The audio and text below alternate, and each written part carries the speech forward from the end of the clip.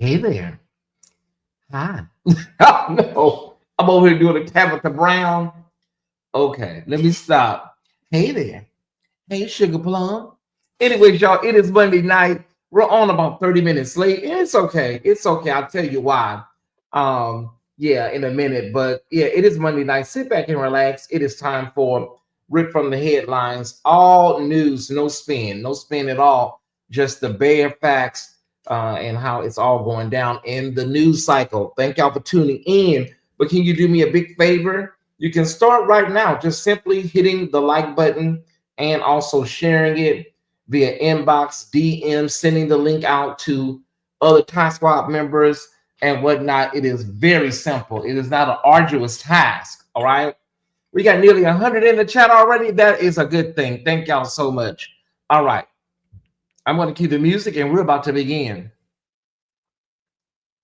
As soon as I get this music, there we go.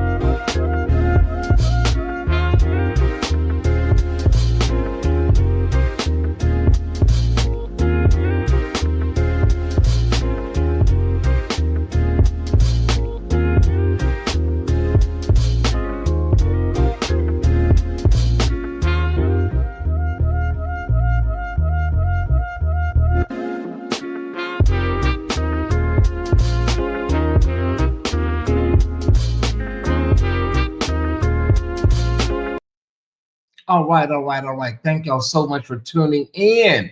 It is Monday night, as I said in my intro, and I'm excited to be here. I am. Okay, hold on. Mm,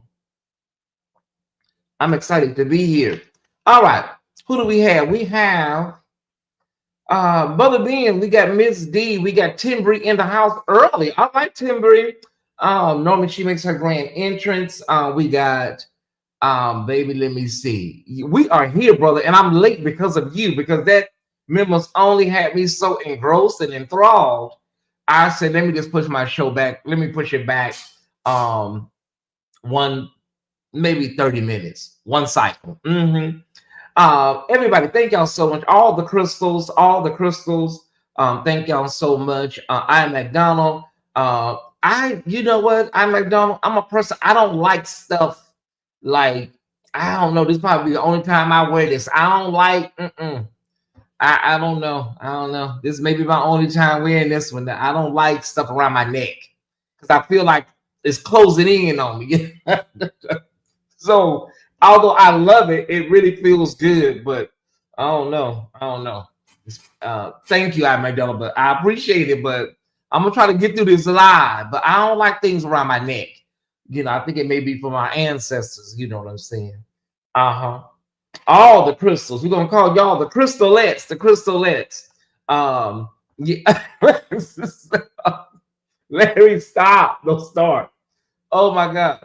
But yeah, it just, I don't know. I always like, whenever something's around my neck like this, I just feel like I always want to keep going like this and keep going like this. But I like the way it feels.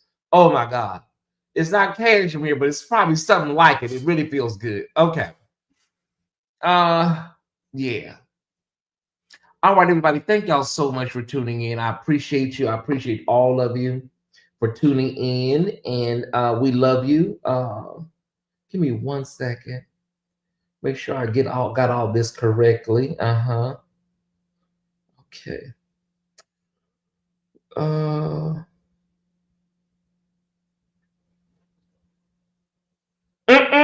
No, hell, I do not. I do not. No, don't come behind me, baby. I don't want nobody coming behind me. But it's cold. Like, it gives you Atlanta right now is giving you, like, it can be burning up in the daytime, and then at nighttime it's because, like, right now it's really cold, but in the daytime it really felt good, right? Thank you, Mona. I appreciate that. I'm good. I'm good. Thank y'all for asking. People never ask about the host. Welcome to ripping the headlines, though. Okay, everybody. I cooked tonight. I made me a whole dinner. I did. I rarely cook. So yeah, I made some meatballs, some barbecue meatballs with this bourbon apple from Kinder's barbecue sauce.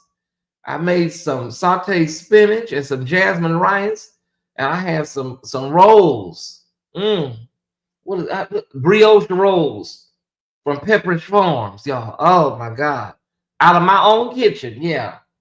That was some good eating. All right. Okay, so we got all our small talk out the way, everybody, because the people be complaining, the folks. They think this is an episode of 227. All they do is talk. Oh my God, can we get started already? Okay, if you don't like it, you know what I'm saying? I don't know what to tell you. This is my establishment. Okay. Do I got the right channel up so I can see? I need to see everybody. I need to see everybody. Hold on 1 second. I want to see who all up in here, baby. Everybody. Even the ones, I need to go to my other page because I blocked everybody. When I go on my page, everything is black because I don't see none of them people. So I have to go to another page, my other page, to see who all in here, baby, because I can't. Okay. All right, y'all. Let me get started. All right. Let me get started because I hear the complaints. We've been running this. We've been running this show like this. We've been running this show like this for a long time. And so don't worry about it. Don't worry about how long we take. If we're here all night, we have night owls in the chat. Yeah, you are. Thank you, Kendall. I appreciate that, brother. All right, we're gonna get started, everybody. We got a lot of news, and I'm gonna be honest with y'all. Bloggers dream for a docket like this, but y'all listen. Yeah, I'm getting older now, honey. This stuff it's a lot on me right now, y'all. A lot of this stuff it's kind of rough on me right now, taking all this in, digesting all of this. You know what I'm saying? Yeah, these people kill me. They always start the email off with, "Oh, I love your show. You're amazing." But can we speed up the intro? They don't know we talk like this, Ty Squad. I'm trying to get my slides together. What's first? 3 stories I need y'all to know about. 3 stories I need you to know about. You got to know about them. You got to know about them. Okay, let's jump right into it. And what is first? Lord, we didn't do a run through with these slides over there messing with Larry. We hope every slide uploaded. We believe God. 3, 4. Okay. 1. Over there with Larry. Okay. Okay, everything looks good. Good. Okay, y'all. First of all, this right here, y'all. I'm where are the crystals at? Yeah, I cannot, y'all. I'm gonna be professional because that's what I'm supposed to be, a professional. But I don't know if you heard, but Nicki Minaj will be representing the 47 administration. She's gonna be talking to the UN, everybody. Yes, you heard me correctly. A rapper by the name of Nicki Minaj will be giving a UN speech. Yeah, Nicki. Yeah, Minaj. This is going to be, she's passionate about the things that are going on with persecuted and the Christians that are being persecuted over in Africa and being unalived, everybody. And okay, all right. The topic of her remarks is reportedly the persecution of Christians in Nigeria. Okay, got it. And so you can find out of all the scholars that we have, and we know you wouldn't, Mark Lamont Hill. Oh hell no, you wouldn't.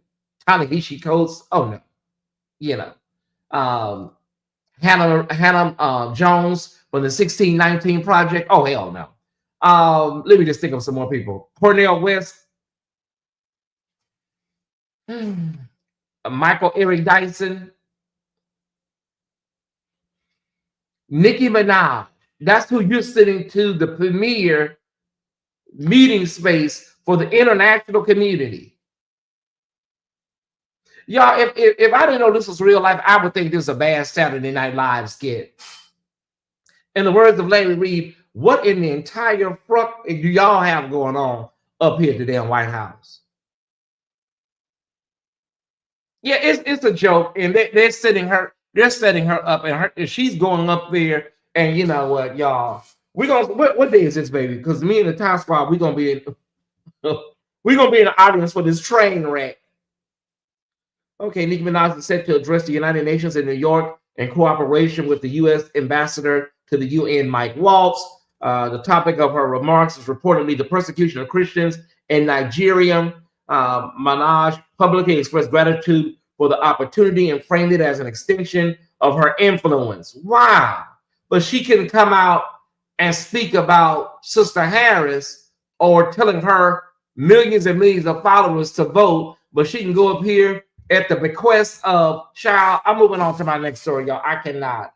Samara, come just take the whole computer, Samara, and throw it down more than I cannot. I cannot. We have some sad news to report tonight.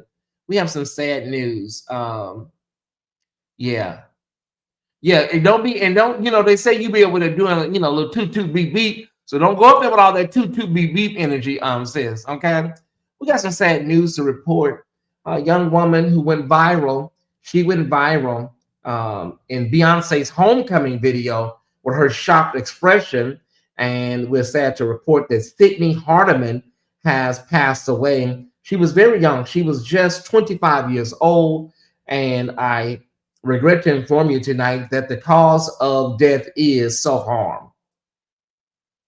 She was from Dallas, Texas. She gained wide attention for her reaction during Beyonce's 2018 Coachella Valley Music and Arts performance. Everybody called it Baychella, if you remember.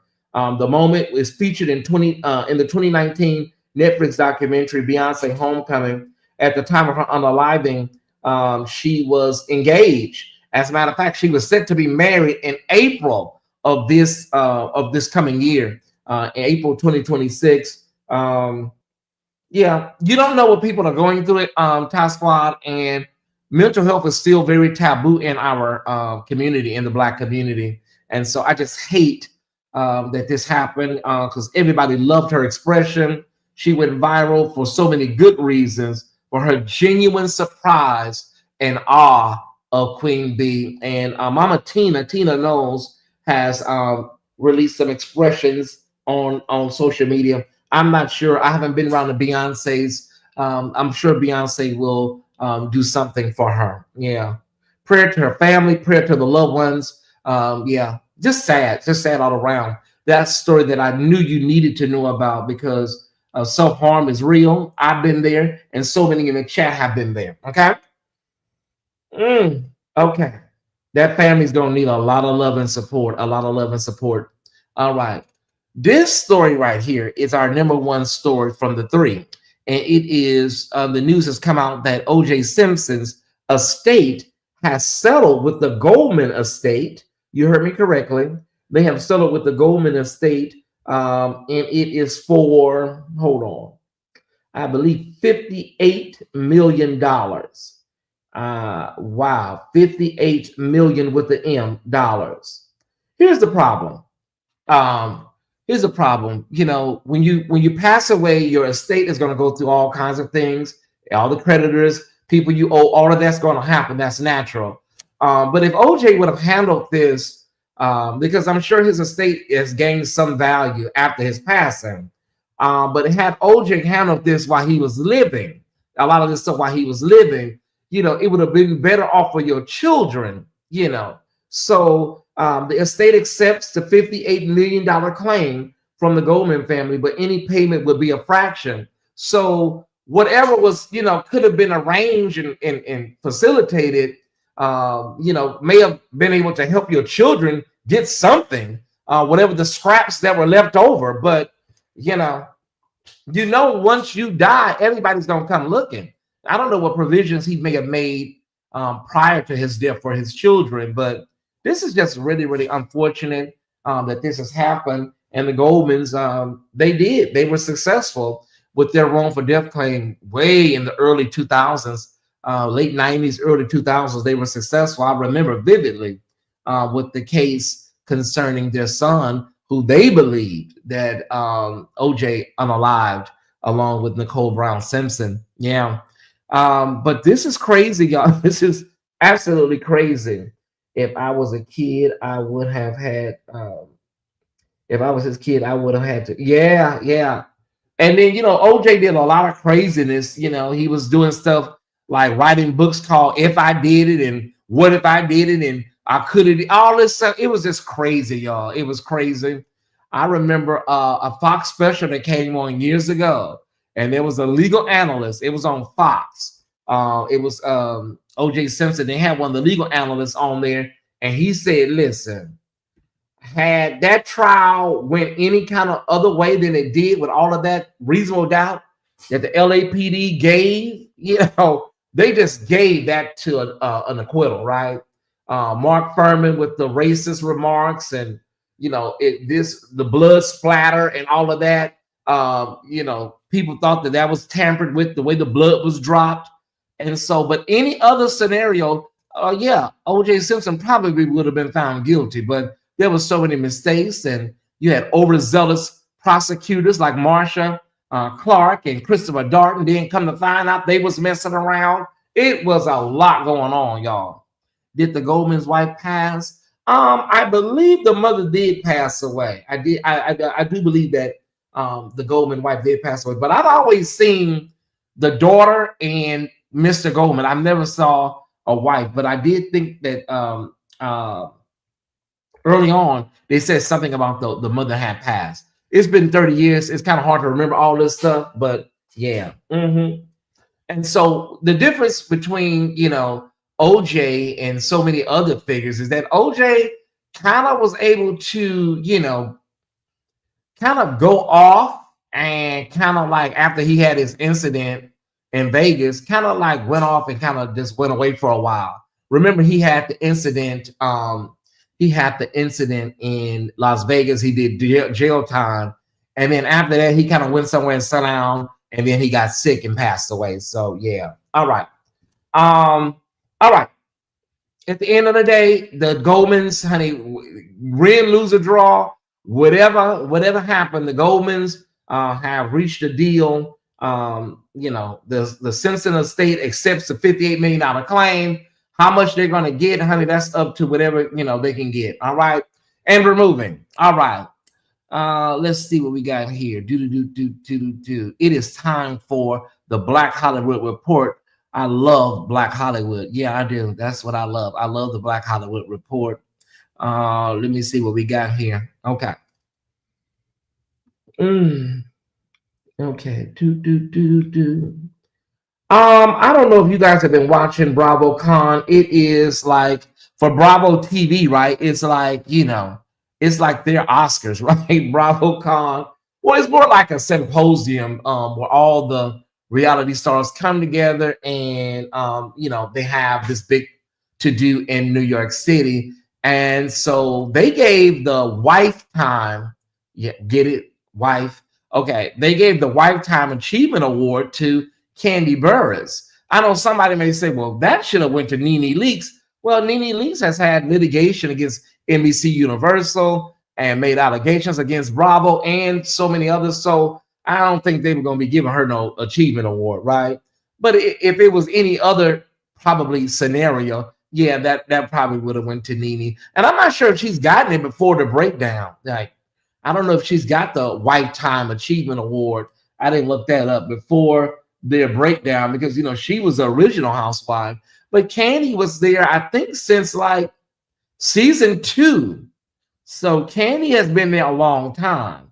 I would say season 2, season 3, Candy was there a long time as well.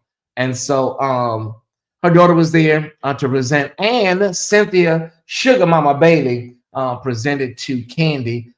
She did a very emotional speech. I'm not playing it here. You can find it online. Hey, Ann Hicks, good to see you. All of my Florida people tipping in here tonight. Thank y'all so much. Okay. Yeah, hey, Rudy. Hey, everybody. That is our girl, Sister Candy. Another award, another more prestigious award. Can we congratulate Debbie Allen on her honorary Oscar that she received? Now, that's a speech you need to go look up, Ty Squad. It is available on YouTube. It's available everywhere. She was so honored. Felicia Rashad was there to celebrate with her. Their mom passed away earlier in the year. And Debbie Allen, a force to be reckoned with, acknowledged by the Academy. I'm so glad because, these honorary Oscars, y'all, so many people that have passed away, African Americans that have passed away. It's like, you give them to them after they have passed away. I'm glad Cicely Tyson got hers while she was still living. Angela Bassett just recently got hers. Oprah Winfrey, honorary Oscar. I think these are the Oscars that they should have got years ago for different projects. And so, y'all know I will go on a tangent about this kind of stuff. This is my passion, right? And so, when you think about some of the things she's done in television and film, directing, dancing, choreography, this kind of Black girl, Black woman magic, it only comes around once in a lifetime. And so, and to all the people that's going to be emailing me talking about, because every time I talk about this kind of stuff, we need to stop out here asking for white acceptance. And a child, listen, it's an award. It's a part of our community, honey. Oh well, okay. We got to stop. Nat Turner would take that award and throw it in the trash can. Harriet Tubman would set it on fire. Okay, they would have. All right, wonderful. All right.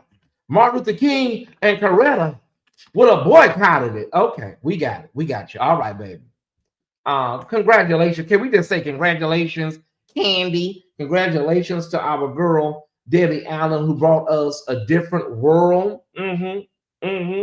So many people have been snubbed over the years. So many great actors and actresses have been snubbed, like Diana Ross for Lady Sings the Blues.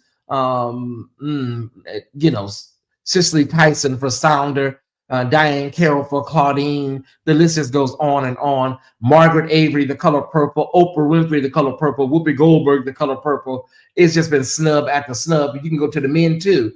Denzel Washington, Malcolm X. Denzel Washington, about 8 films that he should have won for.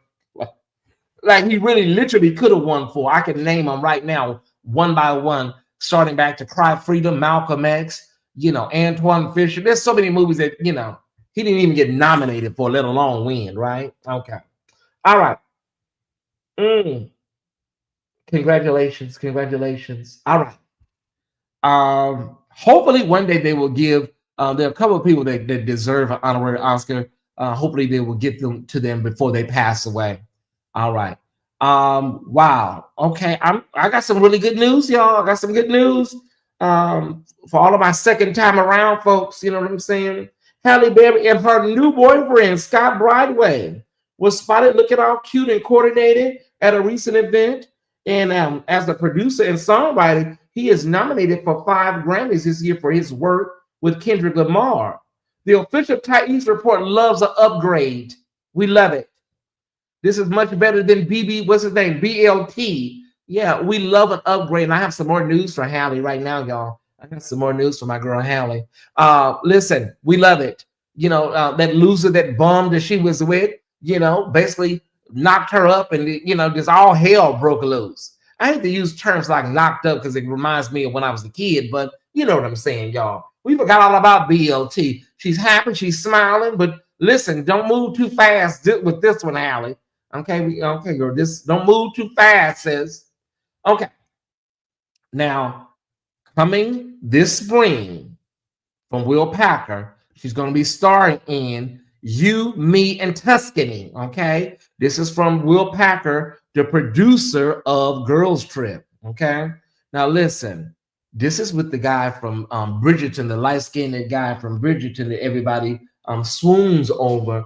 And I'm excited. I love a good love story. And then you say Tuscany, we have an international destination. Are you serious? Oh, yeah, I'm all in. Okay. And so this is going to be coming next spring, everybody. You, Me, and Tuscany. It's a very, very interesting love story about two people over in the seaside, countryside of Tuscany. All right. I'm very interested because I am a hopeless romantic when it comes to stuff like that. Okay.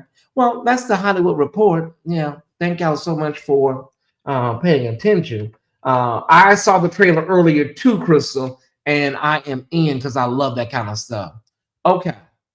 Why don't we do the talk of the net? I need y'all to really listen to this. I need y'all to really pay attention to this right here. Okay. All right. Tonight it is coming from TikTok. We got TikTok. Okay. Let's go with our TikTok video. This is coming from TikTok. Please remember that. It is Kalen Allen. I always say his name wrong. Kalen Allen. You may remember him from the Ellen DeGeneres show. To my queer black men who are in touch with their feminine side and want to work in entertainment, I need to tell you the truth as someone who lives inside this world every day. I once auditioned for a major project and I was stellar in the room. It was a dual audition and even my co-host turned to me afterward and said, "You were incredible. They're going to give you the job." And I looked at her and I said, "Honey, I could walk in there and be the next big thing and they still wouldn't give me the job because they are not putting my tail on that network." And I was right. Not because I wasn't qualified, but because identity plays a role in this industry that talent alone cannot overcome, okay? This business will challenge you in ways most people never talk about. Not the work itself, but the way your identity gets filtered through everyone else's expectations and discomforts. You will deal with white people and people of other races who celebrate you only as long as you remain entertaining and non-threatening. The moment your presence becomes too real, too layered, too grounded, the room shifts. You will deal with black people who want you to present yourself in a way that aligns with their idea of masculinity. And if you do not, they may withhold support, not because you are not gifted, but because your existence disrupts what they were taught to expect. You will deal with gay people who will lift you up only if your identity aligns with their desires or their idea of what queerness should look like. If they are not attracted to you or do not see themselves reflected in you, you may become invisible to them too. See, in this industry, you will often feel as if you have no true home, no safe demographic, no community where you fully belong because you will be underestimated consistently. You will be cast as the sidekick, the accessory, the comedic shadow standing next to someone deemed more marketable. You will watch people with less talent, less training, and fewer ideas rise faster because they are easier for the world to digest. And here is the part that may hurt. Do not expect those who are winning to bring you with them. Even the ones who look like you, even the ones you've supported, because they too often benefit from the very norms that limit you. Their access depends on maintaining proximity to what society finds acceptable, and they may cling to that without ever noticing the privilege that it gives them. But the biggest challenge is learning how to exist inside a system where every part of who you are is simultaneously desired and rejected. See, your femininity will be praised, but only when it entertains. Your blackness will be celebrated, but only when it fits the narrative. And your queerness will be embraced, but only when it is palatable. And your full self, the intersection of it all, may feel like too much for everyone. And This is the reality, and that's not to discourage you, but to prepare you. Because if you choose this path, you must walk into it knowing that the world is still learning how to hold space for people like us, and you will spend much of your career carving out room where no room was ever intended. But if you understand these truths, if you prepare for them, then you can navigate this industry without losing yourself in the process. Because while we may not always belong in the spaces we enter, we still have the power to reshape them. That if there was ever a mic drop moment, that was it. That was it. You have to, man, you have to really understand the spaces that we walk in. I was just talking about this about the guy Walter Lee Hampton and how he speaks about his own community and whatnot. And so you have that, and then you also have, other gay people that assimilate to whiteness and don't necessarily, look back, right? And so you have it's so many tentacles and so many layers, you guys. But what I've learned is that you must try your best to show up as your authentic self in everything that you do. That's why I think that the Tie Squad and people, that follow me and subscribe to me, they love and admire me because I'm never really giving off something that I'm not. I'm basically what you see right here. This is how I am when the camera goes off. People like Samana can attest to that because she sees me every day or every other day, right? So you need to really tap into who you really are and be very comfortable. That's why I used to always say protect feminine boys. If you're feminine, you don't have to necessarily even be gay. But if you are a feminine man or a feminine boy, they need to be protected because you need to be comfortable in your own skin. You need to be comfortable in your own skin enough to tap into whatever your creative arc is, whatever you want to do. Find your muse, find it and live it, no matter what anybody says, period, point blank. So that was the whole word. Keep going, though. Don't stop. What he was doing was preparing you because so many of y'all get to Hollywood, so many of y'all get to Atlanta and have a shock when you get out here to Atlanta and thinking you're going to be the next Tyler Perry, or when you get to LA and think you're going to be the next Denzel Washington, and you're like, oh my God, what's going on? No, he's preparing you before you even get hurt. Because you have to get up at least 10 times before you find your footing. You're going to fall down and why am I preaching? But you know what I mean. You're going to fall down a lot before you finally get back up, y'all. Comfortable in your own skin. If you don't like you, honey, listen. It was Shirley Ralph in her Emmy speech. She laid that thing out. People don't have to like you. People don't even have to respect you. They don't have to even respect you. They don't have to like you. But she said, when you look at that mirror, sweetie, you better like what the hell you see. All right. And we're gonna move on, y'all, because I feel my help coming. All right. It took me a long time. Matter of fact, hold on one second. Let me find. I'm gonna just read it, and then I'm gonna get up off of it. Hold on.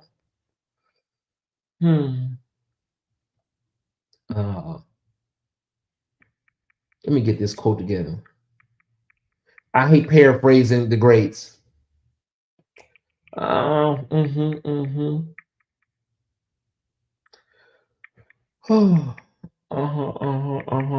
of my quotes, I'm just gonna have to get them all lined up. Yeah. I'm gonna get some of my quotes just already lined up for moments like this. This is from James Baldwin.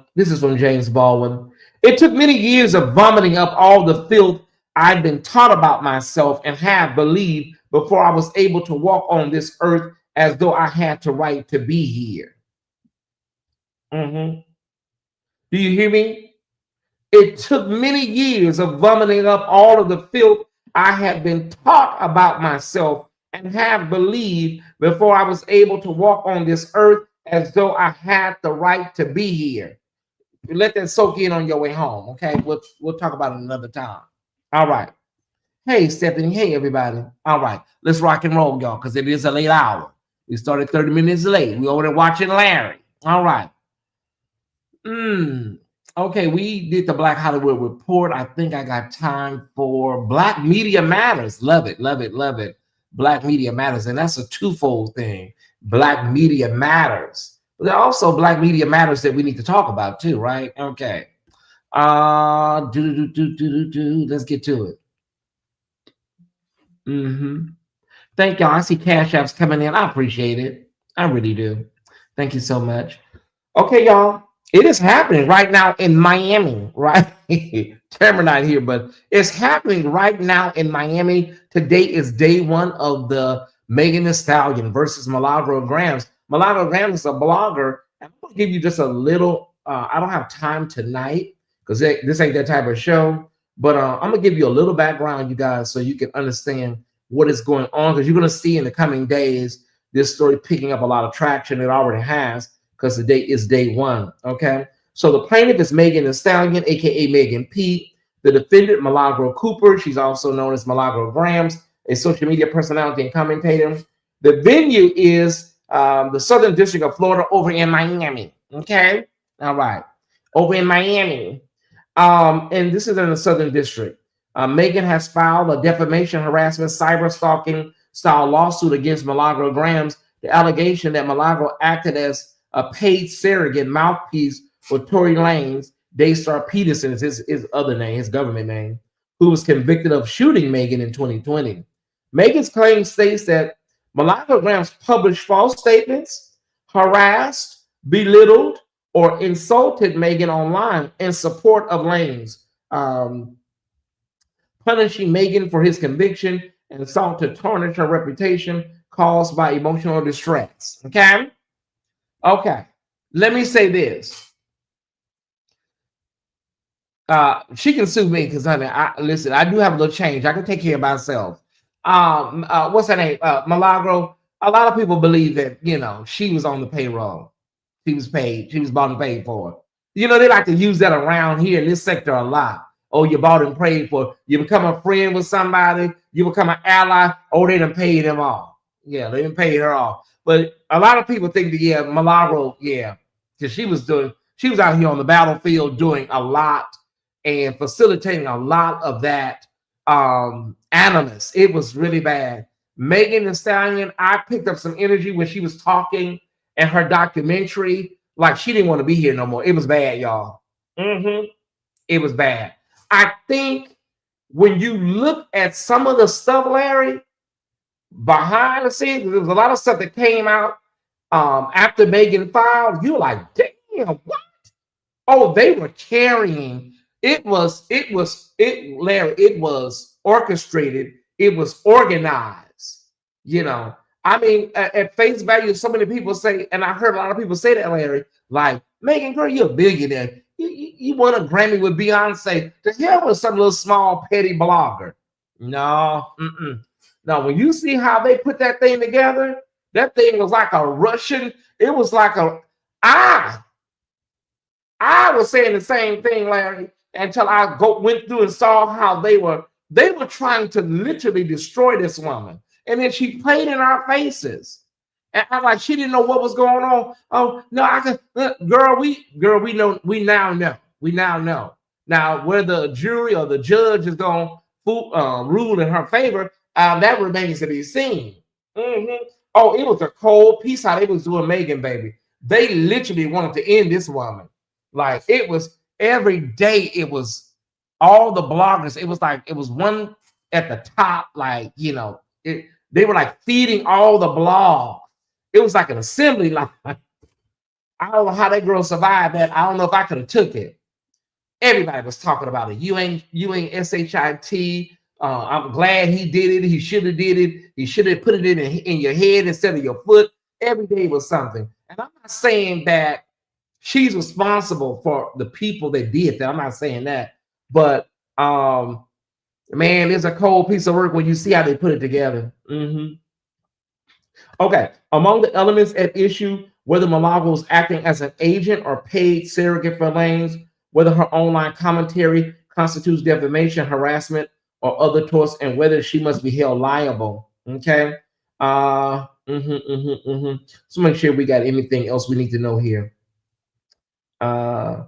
It remains to be seen how Milagro will defend, First Amendment free speech defenses. If the case, mm, okay, some key peach fraud discovery battles, such as access to social media account data, are earlier, are early, but I have seen some rulings in Megan's favor. Okay,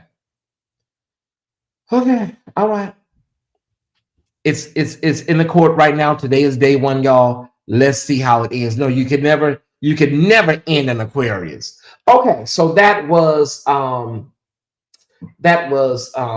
Black Media Matters. And if you're out here, if you're a blogger, you got to be careful what you're saying. You got to be careful what you're saying. And there was a firm that was representing her, and then they kind of fell back, and they weren't representing her anymore. And so they said there was some ties with that. So, child, it's just a lot going on. I don't know who she got representing her now. All right. I believe my sister may be going down there, Pam. I think she may be going down. I'm not sure yet. Okay. Anyways, they showed her coming out of court with her heel line. Yeah, I seen Milagro. She had all mink coat and all that. That's what they want to do. They want to impress these people. And she came out the courtroom today looking like Diana Ross in mahogany. Girl, nobody cares. Girl, nobody really cares. We care, but you trying to, put on a front for these people. Now, if them people find you liable, you have to sell that mink coat you had on today. Okay? All right. Okay, let's move on, y'all. Let's move on.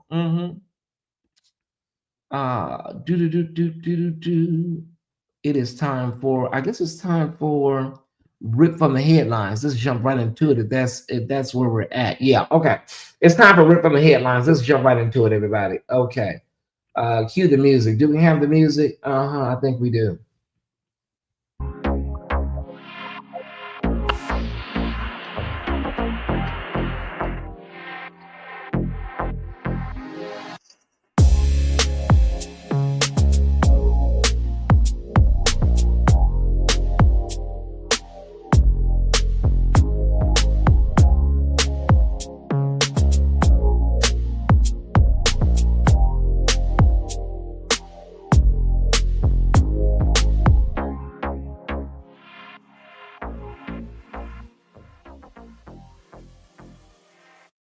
Give me 1 second, you guys. Got something coming in here. Give me 1 second. Hold on 1 second, Ty Squad. Okay.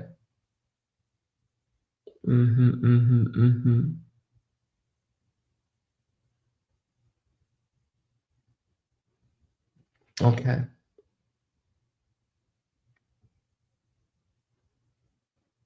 Okay. It looks like Lawrence Blake has been giving a diagnosis, a very bad diagnosis. This is Bishop Blake's son. Okay. Okay. All right. He's been given a diagnosis. He's went public about this. This is Lawrence Blake. He's went public about this cancer diagnosis. Okay. Let's keep the family in prayer, everybody. Let's keep the family in prayer. This is Bishop Blake's son. He's been given a diagnosis, a very serious diagnosis. He's going public. Okay. He's going public. Okay. All right. Listen, y'all. It's life is full of swift transitions. Let me see if we can hear the audio here. There are certain places in life, and there are certain things that you can't take with you to those certain places that you have to go. Okay, yeah. I think he has a let's keep the family in prayer, y'all. Let's keep the family lifted in prayer, because I know the other son, Junior, is over there running West Angeles, and I believe this is the son that does Palm Lane, Church of God in Christ over in Compton, in that area, Watts, Lawrence Blake, if I'm not mistaken, y'all. Okay. But listen, there's nothing we can do at this time but pray, y'all. Let's keep him in prayer. Thank you to the Fire Squad for always keeping me in the loop, because I have so many different shows and things that I'm doing. Amen. All right. Thank you, Sister Hicks, for $11.17 for content and favorite content creator. Thank you so much. I'm glad to be your favorite content creator, Sister Hicks. Okay, back to our show. Let me do this because some of these things are really kind of like, okay, some of the stories and things featured in this video may be triggering for sensitive viewers. Please govern yourselves accordingly. If you need to go on the vestibule, you may do so at this time. Okay, if you need to go sit out in the vestibule, please do so at this time. Okay, all right, we got that done, and let's go over here. Okay, so I don't know if you guys have heard, but this young brother, this football player, has been shot and is in critical condition. His name is Chris Boyd, and this is really unfortunate. Um, Early Sunday morning, November 16th, just after 2 a.m. The location was outside of a restaurant in Midtown Manhattan on West 38th Street near 7th Avenue, identified as the business address 156 West 38th Street. The restaurant is named Say Less. What occurred was a part, he was a part of a group either leaving or standing outside the restaurant when a dispute broke out with another group during the confrontation. He was SHOT in the abdomen. My God. Injury details. Let's see what we got here. He suffered a gunshot wound to the abdomen. As I said, reports indicate that the bullet also lodged in his lung. He was rushed to Bellevue Hospital in New York. He is listed as critical, but subsequently described as critical but stable. Critical but stable. No arrests have been made as of this broadcast tonight. Surveillance footage has been released by the NYPD showing a person of interest wearing a black cap, black sweatshirt, black sweatpants, black pants, multicolored sneakers, carrying a black backpack. Baby, that is always the description. Reportedly, two vehicles were seen departing the scene, a BMW X8 and a Mercedes Maybach. Okay? Did y'all get those cars down? A BMW X8 and a Mercedes Maybach was seen leaving the scene. Oh, God. Okay. This is a major and serious event being outside of his football participation this season anyways. He was on the injured and reserve list with the Jets due to a shoulder injury. So he was already going through some health issues there in New York. Okay, we're going to keep an eye out on this, y'all, because, you know, when a football player, you know, is injured or shot like that, and yeah, it's always going to cause a lot of people to pay attention, whether it's an NFL player, NBA player, Major League Baseball. It's always going to be like, what? That's crazy. It's a lot going on more than the turban. He plays for the Jets football. Yeah. Yeah, that is crazy.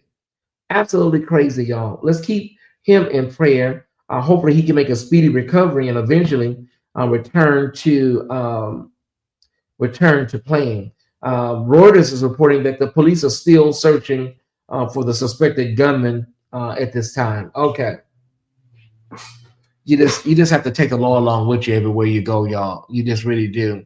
We have a really sad story, you know, and a lot of y'all have hit me up about this. I got the news immediately right after it happened, but there was a trans woman who is a TikTok influencer by the name of Girl Lala, very popular. She has been unalived by her partner, right? Whew, this was a hard one. Y'all started hitting me up, but I had got the news earlier in the day when it happened. And the family, and I think she was okay with going by her given name, Maurice Jaden Harrison, but her TikToker name was Girl Lala. Okay. She was from Florida, Pompano Beach, Florida. On TikTok, she had over 235,000 followers on TikTok. Some reports cite just 260,000. On Instagram, she had 41,000. She was a hairstylist, a content creator, all kinds of hair videos, Just a really great influencer. On November 14th, girl Lala was found inside of a vehicle in Lauderdale Lakes, Florida, suffering from a gunshot wound. Law enforcement was called about 7 p.m. and Harrison was pronounced unalive at the medical center. Okay, the suspect identified as Shanad White Jr., reportedly her boyfriend or long-term partner, right? Or a long-time partner, was arrested the same day and charged with first-degree unaliving with a firearm. According to the statement from the Broward County Sheriff's Office, the couple had been involved in a verbal argument, that escalated into violence inside the vehicle. At some point, the victim was shot while seated in the car. A GoFundMe campaign for funeral expenses was set up and has raised over $19,000. That's inaccurate because I was just over there today. They got nearly $30,000. The goal was $25,000. I think they got $30,000. Yeah. Okay.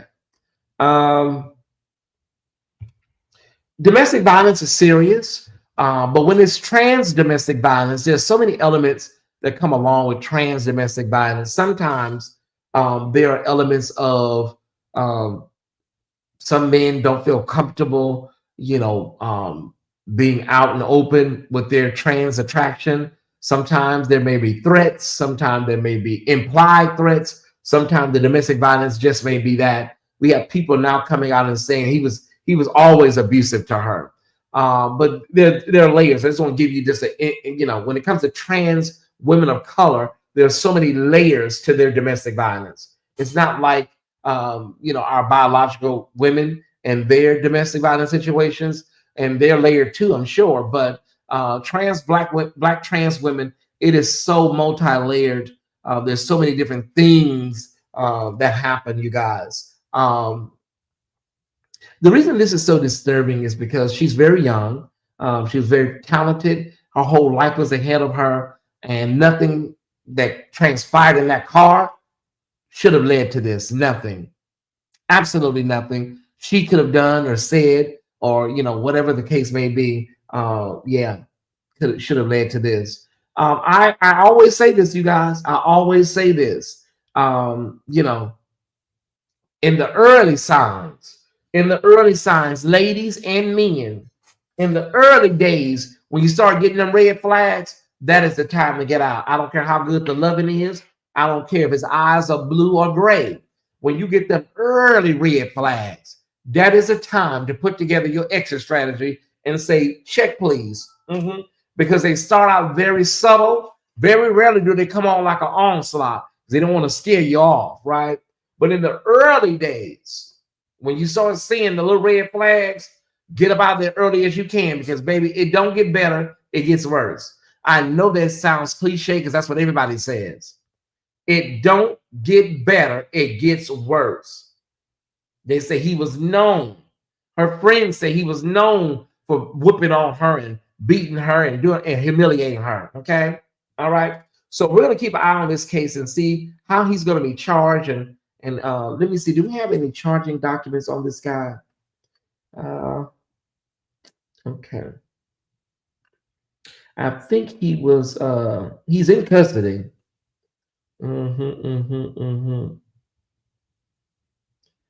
Yeah, he's been taken into custody. Let me see something. Okay, so he's been arrested on first degree.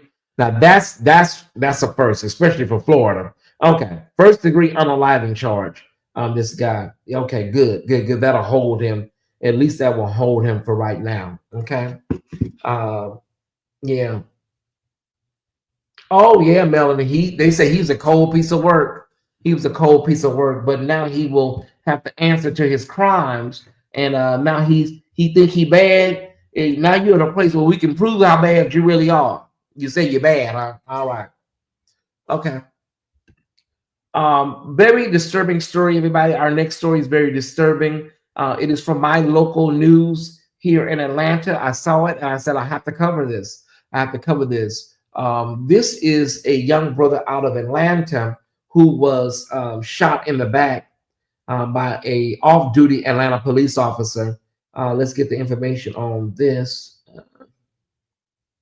Okay, his name is Linton Blackwell. Okay, on October 11th, around 11:30 p.m. in the Buckhead area of Atlanta, a 44-year-old man, Linton Blackwell, also known by his stage name B. Green, was shot and unalive. Um, okay, the shooting occurred outside of a bar called Five Paces Inn, and that's near Irby Avenue Northwest and Cane Hill Place Northwest. Okay, the shooter, and a uniformed officer of the Atlanta Police Department, working off duty in a security capacity. Now, the news that came out today that I saw on the news was the coroner's office. The coroner's office is saying that this brother on the right with the sunglasses was shot 17 times, but they all were in his back. Okay, take a breath. Okay, the coroner's office is reporting that this brother on the right in the sunglasses was pew-pewed 11 times, 17 times, all in his back. Now, the officer on the left said that he saw him reaching in his waistband at his trunk. And so, yeah, okay. Okay. According to the preliminary statement by the Georgia Bureau of Investigation, the off-duty officer observed Blackwell walk into the parking lot area, get into his car, then place an item in the small of his back near his waistband. The officer then gave commands referencing a gun and discharged his weapon. Blackwell was pronounced unalive at the scene. No officers were injured. An autopsy report that Blackwell was hit. Autopsy report shows that Blackwell was hit approximately 17 times, all in the back, including his lower, middle back, and buttocks. He was the father of twin daughters, 15 years old, and is described in reports as a father, community figure in Atlanta's music scene, and described by family as a loving family man. Now, before the shooting, reports indicate that an argument inside the bar involving Blackwell, which led to intervention by the off-duty officer working security. The precise nature of the earlier argument is not fully known. Okay. At the scene, after the initial bar incident, Blackwell walked away toward the parking lot behind the businesses, entered the vehicle, then placed something in his lower back. The officer approached and gave commands. Then the shooting occurred. After the shooting, the case immediately became subject to investigation by the GBI. The officer was removed from extra duty side job assignments and placed on force usage review assignment, but holds his badge and weapon during the investigation. APD's internal affairs is also involved.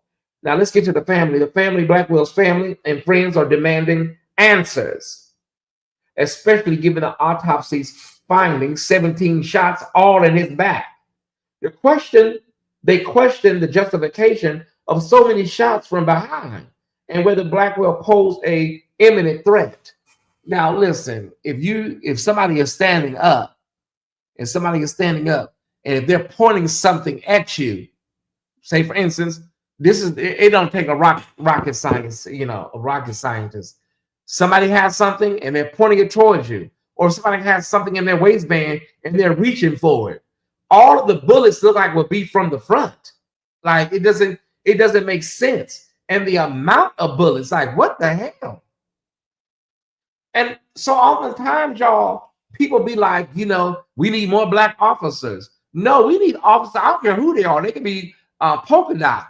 We need officers that are trained and skilled at de-escalation and community policing. Sometimes it's having a lot of black police because it's a lot of self-hate, a lot of machismo, a lot of things going on around here. Yeah. So that's what people say, like Buckhead is now the Wild Wild West, but sometimes the damn police officer over there cutting up. He needs to resign. He needs to be fired, resign, whatever. But the streets are not safe with this guy on it.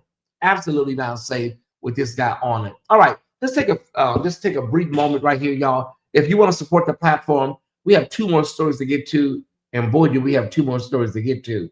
One may be really, really triggering, but right now, if you want to support this platform, we ask that you send us 1117. 1117, is that today? 1117, yes, or the number 777. If you enjoy this content, yeah. 1117 is what we're asking. And if you don't have that, you can do triple sevens. There are multiple ways to give on the screen. If you enjoy this content, if you want to support independent media, you may do so at this time. Okay. We're going to give a few moments and then we'll come back at the end as well and do another plea. All right. Okay. Thank y'all so much. For those that give and give often, your generosity is noted and it is seen. Okay. Thank you so much. Yeah, support this. You know, ain't nothing wrong with supporting platforms that you like. Yeah. I work very, very hard. I do a lot of hard work here, y'all. This ain't, I just don't get on here and just turn the camera on, just, sit here and just yap. You know what I'm saying? Got to know what you're doing when you're covering these kind of stories. Okay, everybody got it? Everybody got it? All right. We need $88. Okay, we believe we're gonna get it tonight. All right. We need $88 tonight, and I believe we're gonna get it. All right. This story right here, honey, you literally have to it's the same woman. One is in custody, one is on the streets, but man, you really got to hear this to believe it. Thank y'all for the cash apps that are coming in. Felicia Hockaday, thank you so much. Okay. Let me pull this up right quick. Hold on. This is absolutely bananas. On August 6th, she's going to trial now. This case is from 2023, but the trial is going on, y'all. On August 6th to 7, 2023, Jonathan Willett's body was found in his home in Henderson, Nevada. This is in the Las Vegas area, y'all. Okay. He was discovered. Okay. He was discovered decapitated, meaning his head was off. The head was missing. A chemical smell and signs of bleaching and cleaning agents were reported. Devin Michaels was arrested about a week later. She gave an interview in which she admitted she hit her husband. She hit Willett during a massage. Okay. With a candlestick-like object by some reports, and that he became unresponsive. Prosecutors allege that she then decapitated him, placed his head in a laundry basket, transported it to her home, and disposed of it in the trash. The murder, the unaliving weapon, and head have never been recovered. Surveillance video, timeline, and forensic evidence were part of the trial, although key forensic confirmation, although key forensic confirmation, because the head is missing, was limited. Okay. Okay, so the jury found her guilty 3 days ago, the Las Vegas Review. Okay, the jury found her guilty of first-degree unaliving using a deadly weapon. The jury deliberated approximately 2 hours. Okay, because the head and weapons are missing, the court acknowledged limitations and definitely determined the cause and manner. But there was another. Okay. There was another piece to this, you guys.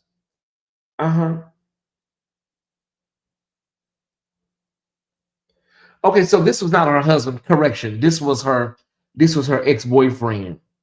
Okay. And so I know this story, we hear this every other night on Forensic Files. And correction, that was not her husband, it was her ex-boyfriend. But the part that made me put this in this 5 lineup tonight, y'all, is the fact that she was having relations with the ex-boyfriend's son while her ex-boyfriend is the victim. She was having sexual relations with the ex-boyfriend's son, after she done beheaded him. And she's also a porn star. I forgot to mention that too. It's not. You can find this story, you guys, over on. I got it from Law and Crime over there on the Law and Crime channel. Yeah, porn star who beheaded her ex after marrying her stepson has been found guilty. Has been found guilty. Ma'am, you are really a cold piece of work. A Las Vegas porn star actress who decapitated her ex-hubby. Why did somebody say one article say ex-hubby, one article say ex-boyfriend? Let's just say her ex-high squad. Let's just say her ex. Because I know I saw ex-husband, but I'm gonna just go with her ex. And dumped his head in the trash can. Has been found guilty. Yeah. She's a cold piece of work. Um, The adult actress was jealous of Willette after he obtained sole custody of their two children. This is crazy. I'm just looking at some of these pictures. The laundry basket, put the head in the laundry basket like she was doing some laundry. Wow. And the truth is, the walls were closing in on Devin Michaels and the fantasy that she had put together. That's what the prosecutors told the jury on Friday, this past Friday. Well, then she wound up going with the damn steps of the son. And, she just, listen, talking about ripped from the headlines. This is absolutely crazy. She's awful. I watched it on Court TV. Yeah, this woman is really sick. How old was the ex-son? I think he was in his 20s. Not an old guy at all. The son was not that. The son wasn't even that damn old. Thank you, Mama Joyce. I appreciate it. I appreciate being your favorite blogger too. All right. She's on her way to prison. I'll catch you guys up when she's sentenced. I'll catch you guys up to when she's sentenced. Okay, can we get some trigger warnings in the chat? I've seen a lot of YouTubers playing the video. I said, well, should I play it? It's very disturbing. Very disturbing. How many women in the chat? How many of the Thai squad women in the chat have given birth to at least one child in the chat? Where are you at? Just put in me if you've given natural childbirth to one child. And this isn't anything towards if you haven't been able to have kids. This is nothing like that. But anybody in the chat have had physically given birth to a child? Okay. All right. Trigger warnings all around. Let's get to it, y'all. We got to get to it. Okay. This story is out of this is in the Dallas-Fort Worth area. We got a nurse that was triaging a woman, and this is just absolutely bananas. Triaging her, and she's in active labor. She was supposed to be immediately taken to the labor unit. Let's take a look. When's your due date? Right now. Is your due date 11? What? How many times have you been pregnant? 3. This is your 3rd pregnancy? Yes. You have 2 babies at home? It's in my ass. You have 2 babies at home? Who's your doctor? Lang is her doctor.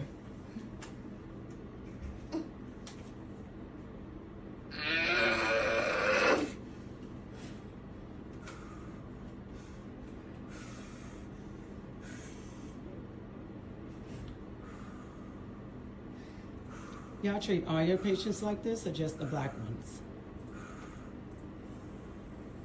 Whoever was the first patient for you. Alright, last name is Jones.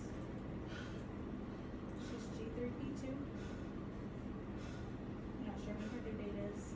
Her due date I is just the said 10th. it was the 10th. I think her due date's the 10th.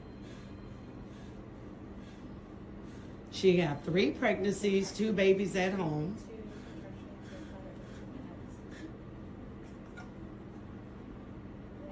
I bet y'all listen next time. When you found out you was delivering at this hospital, your ass should have changed doctors.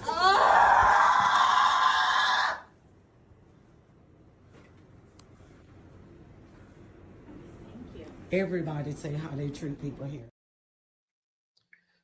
Okay. All right. All right. Let me say this. One of the videos, we got to get the video uploaded.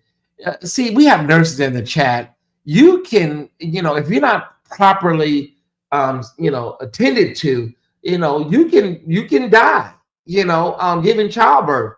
A lot of women do. Just so many complications can come up, right?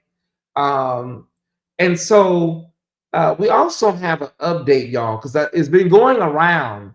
It's been going around that the nurse in the video has been fired. No, she has not.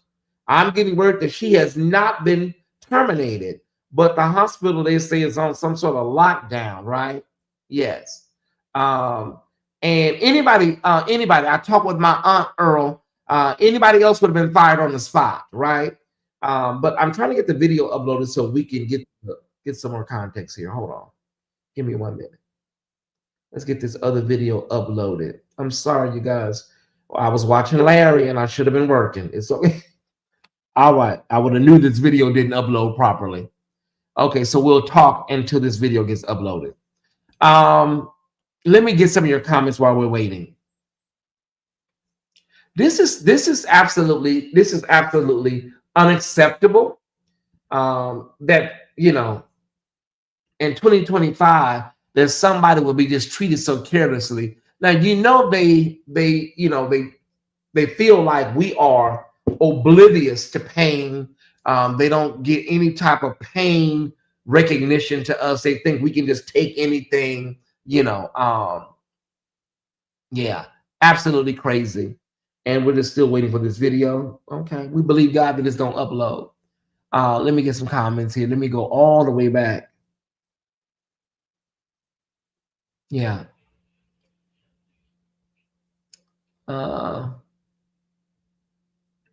Yes, that is the hospital. Yeah, this is sad. This is absolutely sad. And there's always a hospital in every area. There's always a hospital in every area where you just say, child, if something go wrong, try to get me to the next hospital if y'all can. We have one hospital in every city. In LA, it used to be, we used to call it Killer King. But a couple of hospitals, they're now closing down. Olympia, they closed down. It was a hospital over on Washington and off of Western. Well, it was on Western and Washington. It was called Metropolitan. It was horrible. Yeah, we've had some really rough places, y'all. If the video don't upload, I may have to do audio only, y'all. And it's okay. We can do audio. We'll give it some more time to upload. The lady had no heart at all. Yeah, that's somebody that's heartless and don't see your humanity. Don't see that could be her daughter, right? Yeah, lady, that could be your daughter. It could be anybody. Wait a minute. I'm sorry. That had to be horrible in that position too.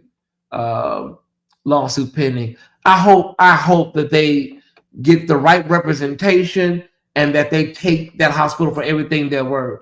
Very awful, Rochelle. They should have started flipping. I mean, and sometimes, thank God, the video finally uploaded. Thank you, Jesus. Sometimes, Ray, when you do that, then they want to call the popo. They want to call the police. And now the daughter by herself because everybody been carted off to jail. Okay, so we got the video, y'all. Let's watch it. Hello, TikTok family. This is a follow-up on the video that I posted earlier. So I was at work. I had no idea of the activity that was going on. My daughter's texting me, calling me. I didn't know what was going on. So finally I get home, they tell me about the video, and a lot of you was asking about a follow-up and to explain the situation. So this is the situation. My daughter went into active labor at home. We took her to the hospital. She called ahead of time, so we know they are expecting us. However, we get there to the emergency room. We watching nurses, putting gloves on, running to the door. They get outside of the door, and I drive a black SUV, and they look at my vehicle And one of the nurses come up to the window and she goes, I'm sorry, this is for ambulance only. I said, well, my daughter is in active labor.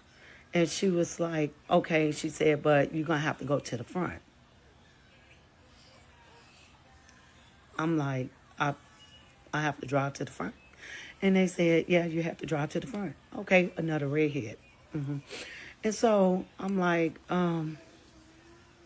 so she's in the, you hear, and it was like, yeah, she started bagging up, hit the button, went back inside the building. So I go around to the front. I get out of the car. Again, this girl is in more pain now than she was when we first left the house. And she started saying, I feel pressure, I feel pressure. I said, take deep breaths. I ran in. I said, hey, my daughter's in the car. I went to emergency. They told me I had to come to the front. So the lady was like, what's your daughter's name? Told her Kiara Jones. She gets out some paperwork, start typing in the name. I was like, ma'am, do you have a wheelchair or anything? She's in the car. I need to get her in. Oh, if you check on the other side of those doors where the vending machine's at, there should be a wheelchair out there. There's no wheelchair out there. So she gets up, she walks in the back, and she come to the door with a wheelchair. She said, here you go, ma'am. I said, excuse me, you're not going to come with me? And she was like, no. Oh, okay. So, a police officer was in the lobby. He gets up. He grabbed a wheelchair. He goes out the door with me. He said, come on, I got you. Went out there. She is on hands and knees in the back of the vehicle. And I'm like, oh, shit, what is going on? And then she goes, it's in my ass. And I was like, what? And the guy was like, and she was like, he said, okay. She was like, give me a minute. She could not move. So when that contraction eased, we put her in a wheelchair. He said, you can go park your car, because they, again, had people out there. So I went park my car. It wasn't even 30 seconds. I run back in the building. She's just there with a stack of papers in her hand, screaming that this baby is coming. This baby is coming. I look at the registers behind the window, and they looking at me, and they was like, well, we can't do anything until she signed the papers. Are you fucking kidding me? So I grabbed the papers, and of course, it's all ER bullshit that they have. And I was like, you want her to sign this, and she's in active labor.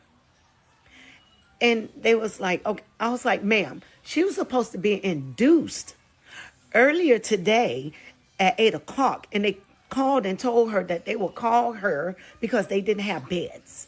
And they will let her know. And no one ever called back. They called back every hour on an hour. And it was like, no, we'll call you back. And then finally, her water break, she called them. They tell her to come in. So why is she signing these papers? We need her in labor and delivery. And it was like, ma'am, I'm sorry. So the charge nurse comes out. And she saw the paper signed.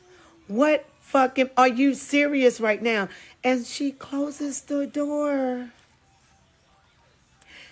And then the lady behind the window, at this point, my daughter, scribbled her name on all the papers. We gave it to her. She says, thank you. She walked it around to the charge nurse. She opened up the door. My daughter is literally like having a contraction. And she's just standing there in the door.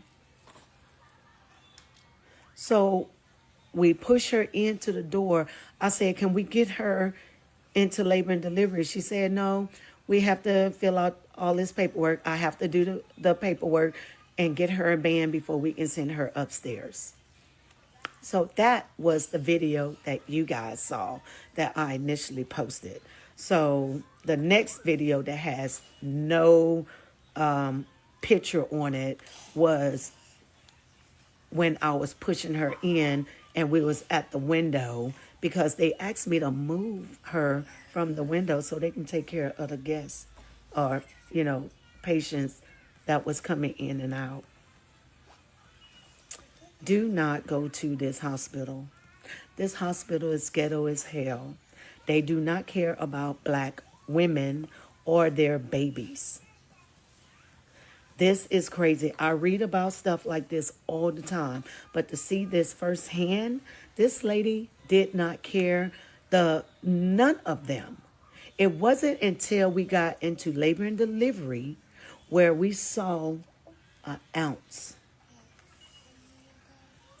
of care or sympathy for her. Before then, they can care less. She did not care if she gave birth in that wheelchair. That was not her problem or her concern.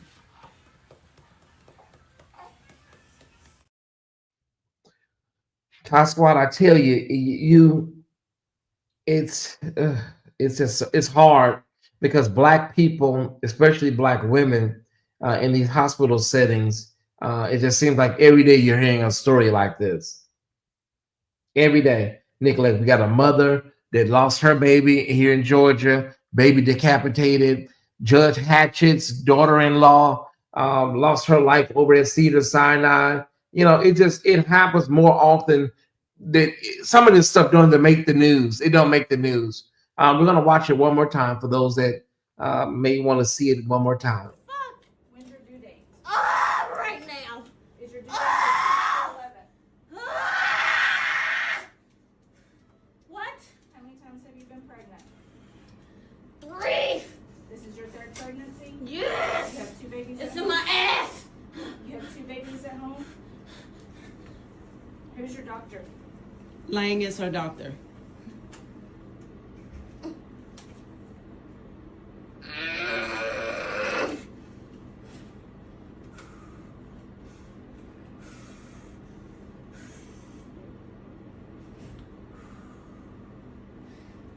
Y'all treat all your patients like this or just the black ones? Beverly's a personality patient for you.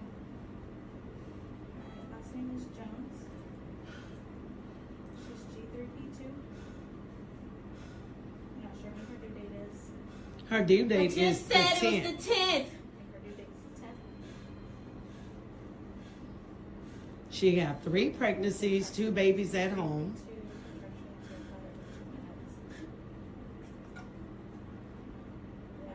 I bet y'all listen next time. When you found out you was delivering at this hospital, your ass should have changed doctors.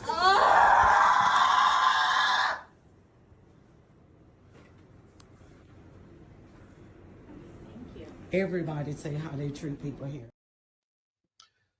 And so I believe we may have a statement, but let me recommend something for you guys. We may have a statement from the hospital. Let me see if I can get it. If you have not watched it, it came out last year, or maybe the year before. You need to watch Aftershock. Okay, I remember I promoted this, I believe last year or the year before, and it may still be on Hulu. Sometimes they'll move stuff around, but this was a Sundance winner from the Sundance Film Festival. You may want to go over and check out Aftershock on Hulu. When a black mother dies, there is a ripple effect. Okay, let me see. Hold on one second, y'all.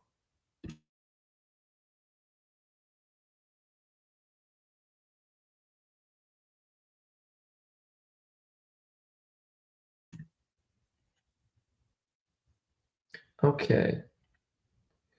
Okay, yeah, we do have a statement from Dallas Regional Medical Center in Mesquite, Texas.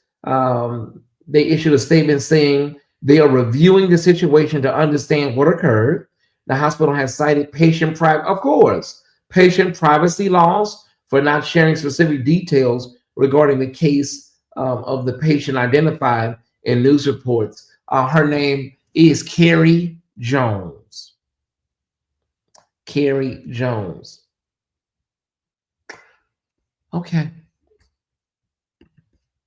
What a rip on the headlines tonight, huh? Wow. They don't care about black and brown people. No, they don't. Oh, she takes them for all they have. The fact that you're just sitting there asking questions nonchalantly, almost like you're getting off on her pain. Like, when is your due date? Yeah, how many kids you got? Like she's getting some type of thrill out of it. Like, most of the time with something like that, somebody in active labor, they zoom you off to the labor unit. Like, you, they wheel you, they're moving really fast, and they hook you up to the blood pressure, cuff, and you're gone. What was to understand the girl was ignored while she was in labor? It's absolutely crazy, y'all. My niece had a C-section, and the doctor cut so deep they cut into the baby's cheek. There's so many horror stories. As I said, you definitely need to look up Judge Glenda Hackett's story out of Cedar Sinai. I believe her daughter, she had a C-section and she hemorrhaged to death. The case here in Georgia of the young woman and her husband, delivering the baby. Excuse me, y'all. Pull the baby's head off, literally. Yeah,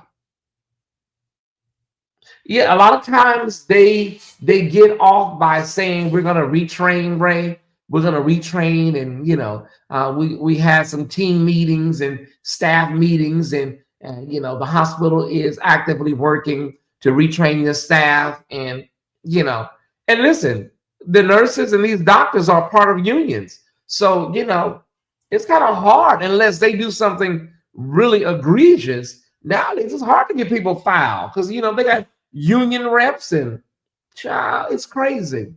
hmm The fact that the nurse was totally oblivious to the fact that she was being taped and did not correct her behavior. That's what's scary, Earl. I agree. And doctors take a oath. I think it's the Hippocratic oath. Doctors take an oath, but the nurses, I believe they take what is it called? The Nightingale oath. Don't quote me on that, y'all. But they take an oath too. You know, at the core of all of it, do no harm. Do no harm.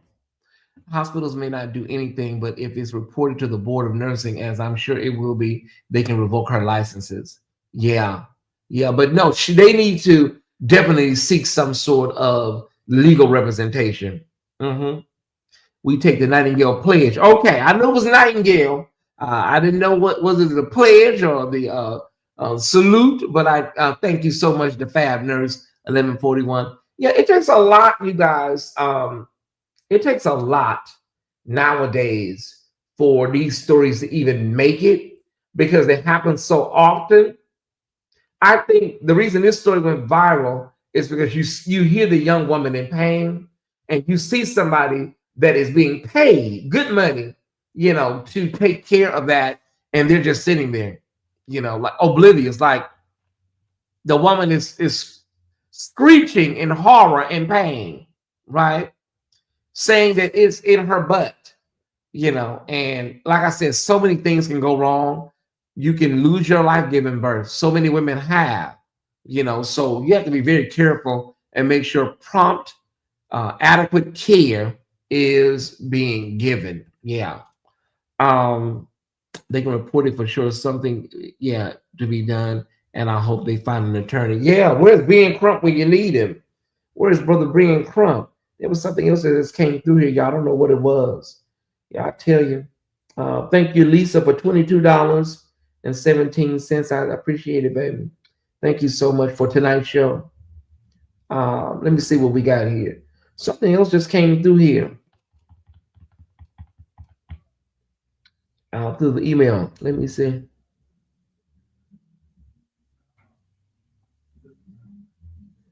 I don't know what it was, y'all.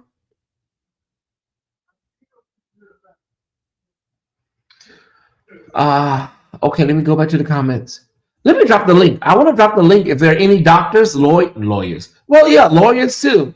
If there's anybody in the chat that would like to come up, if you're in the medical field, even if you're retired, if you have any commentary, I really would welcome it right now.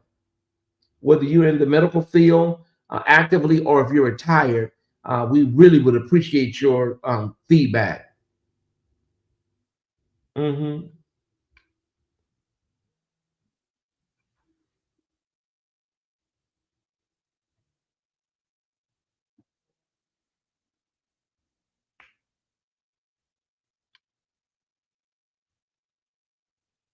Anybody in the chat that would like to come up, even if you're not in the medical field, if you are a mother, you know, you feel free to come up and weigh in on this as well. Yeah. It's a lot going on, y'all. It is a lot going on. I tell you. Okay. Okay. Okay. We got Brian Corn. Okay, Brian Corn live. Okay, on Willie Moore Jr. tonight. Okay, maybe I'll check that out. I'm not in a rush, y'all. Can I be honest? Let me be honest. Prophet Brian Corn is on Willie Moore Jr. It is called "The Truth They Never Knew Until Now." Okay, Brian, I'll get right now, Brian.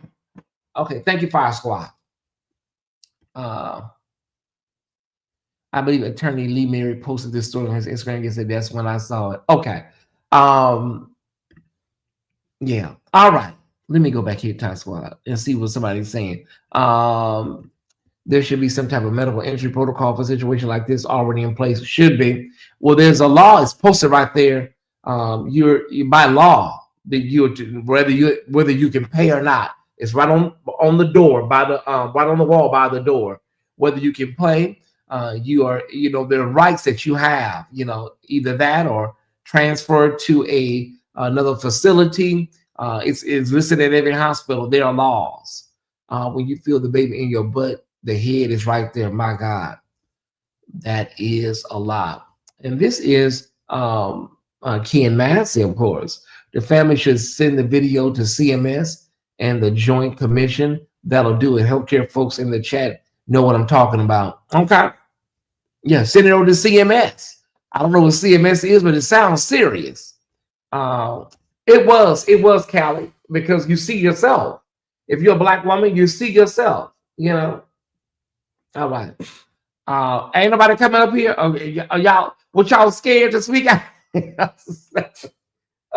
The nursing staff and the doctor staff here, y'all scared to speak out? No, I'm just kidding. It may be more of a health insurance coverage type thing raised because it appears that she didn't pre-register at the hospital. Who is it? Wait a minute, what's going on? You said maybe a health insurance coverage. TT Perseverance, sweetheart. Listen, I don't mean to call you sweetheart like that, but if she was there and she didn't even have health insurance, it don't matter. You're supposed to properly, you know, get people situated when they're in active labor. I don't care if she had Medicaid, Medi-Cal, Medicare, nothing. Blue Cross, Blue Balloon, you know, baby, listen, that don't even matter. Here goes somebody. Please turn your camera on if I don't recognize you. Turn your camera on for just a second. Let me see what you look like. We can't see you. They can't see you, but I can see you. There you go. Okay. You can turn it back off. All right. You can turn it back off if you need to. There you go. All right. Hey, Brandy. Jazzy. Okay, let me start with Jazzy. Is it Jackie? Jack Z. Go ahead, Jack Z. Okay, so I'm a mom. I wanted to chime in. I'm a mom of two, and I would be considered a geriatric pregnancy at the time, which means I was over 30. Okay. And they do have things in place to help you if you come in with active labor. So she just was at a bad hospital. Okay. I came in not even knowing I was going to have my baby, and they were prepared. They took my baby like I was at a routine checkup. Okay. And the hospital was very accommodating, very prepared. So she was just not at the right place. Like, that was just horrible because, again, they took my baby like at a moment's notice, and they were very accommodating. They explained everything, every step of the way. So for her, I feel bad for that young lady that had to go through that, because nobody should have to go through that. No, it's just a lack of humanity that I think everybody's shocked with, you know. Right, because they, like I said, my hospital was very accommodating, and mine would have been an emergency cesarean. Okay. And they were like, and I don't want to say what hospital it was because I don't want to think they're getting like free press or whatever, but they were very accommodating. So for that young lady to have to go through that was just horrendous. If you want to, you can shop that hospital out. Okay, so I'm in Texas. So that hospital was the University of Texas Medical Branch. They refer to it as UTMB. Okay. It's a teaching hospital.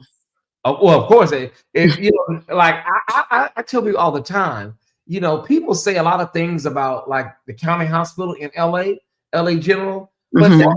hospital is where if something really goes wrong, that's where you need to be at the LA County General Hospital because it's a lot of people there that are being taught. It's a teaching hospital as well. So I agree. Thank you. All right. Hey, Brandy. Hey, I was talking about it in the chat. What people don't know is that, hold on, sorry. What Go people ahead. don't know is that they used to teach that black people can take more pain than other races. Yeah. So, and it's been taught for a long time and it's still believed, not until recently. And when I say recently, I probably within the last 10 years that they really start um teaching that that's not true. I mean, it was in the books. They've been teaching it for many years. I had a surgery recently where I was coming out of surgery where I couldn't even open my eyes yet. I could talk, but I couldn't open my eyes yet. And I was telling the lady, I'm in pain. I'm in pain. And she yelled at me and told me, I just gave you enough pain medicine for a 400-pound man. And I said, well, give me pain medicine for a 500-pound man. Because I just got out of surgery. I couldn't Yeah. even open my eyes. I couldn't move my hands. I couldn't do anything. All I could say, barely say, was that I'm in pain. I'm in pain. And she told me that she basically yelled at me and told Mm, me that she couldn't give me any more pain medication. And I've had several surgeries. I had one another time where the lady came in and told me that another time that I couldn't get any pain medication, and I was in severe pain where I mean, I was in tears.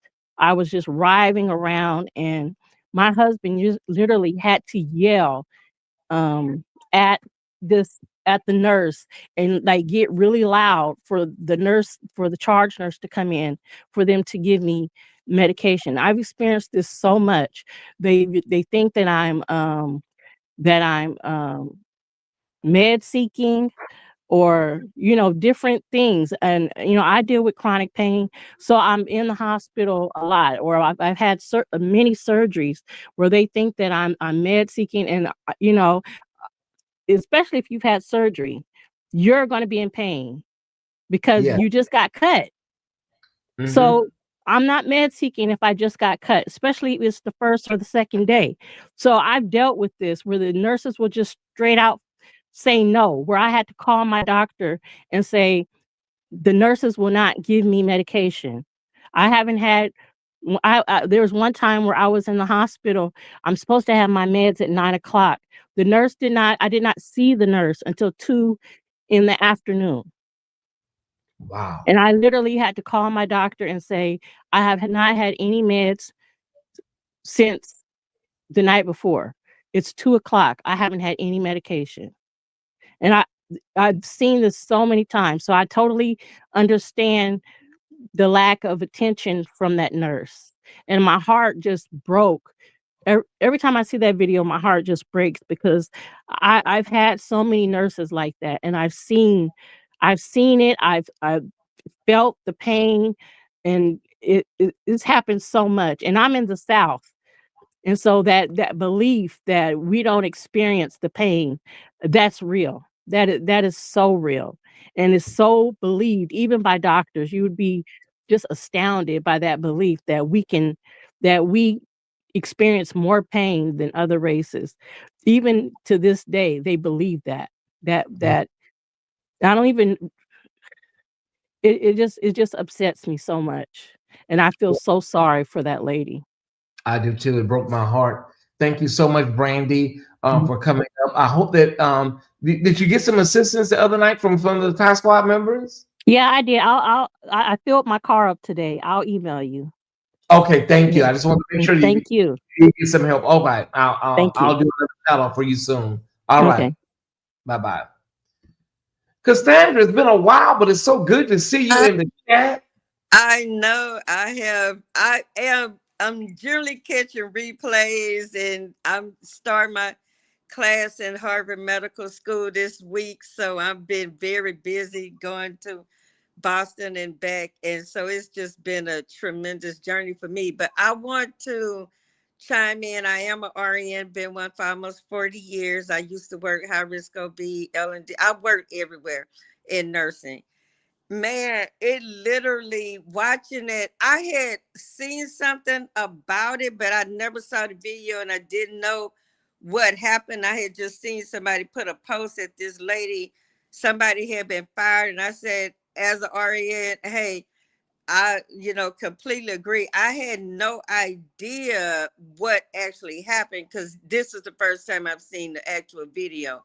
Mm-hmm. First of all, as a are obviously an administrator and somebody that has worked in healthcare management, in particular corporate and management for almost 30 years. This is absolutely and completely egregious. Like, it is so uncalled for, so heartbreaking, so appalling that I can't even fathom it. So let me explain a lot. So first of all, she was scheduled to um, be induced that morning at 8. So they literally have her complete file. They have all of her information. She was scheduled for induction that morning to induce. So you don't, all you needed was her name and pull up her records. And even if we don't even know we don't have to know who a patient is in order to treat them. The first thing that you want to do is get them in the bed and do an assessment. We can do all of that paperwork stuff, those consents and all of that. We can do that later. Like, that's never the priority. We're going to get you in bed, get you out of your clothes, get you in a gown, get an IV going. We're going to do all of that because we already have consent to treat. She was scheduled to be induced that morning. I'm gonna tell you what this and everything that people saying about how they deal with Black people with pain and all of that. Yeah, that med seeking thing that the other person, young lady, was speaking about is a real thing. So I'll deal with that later. But let me deal with this.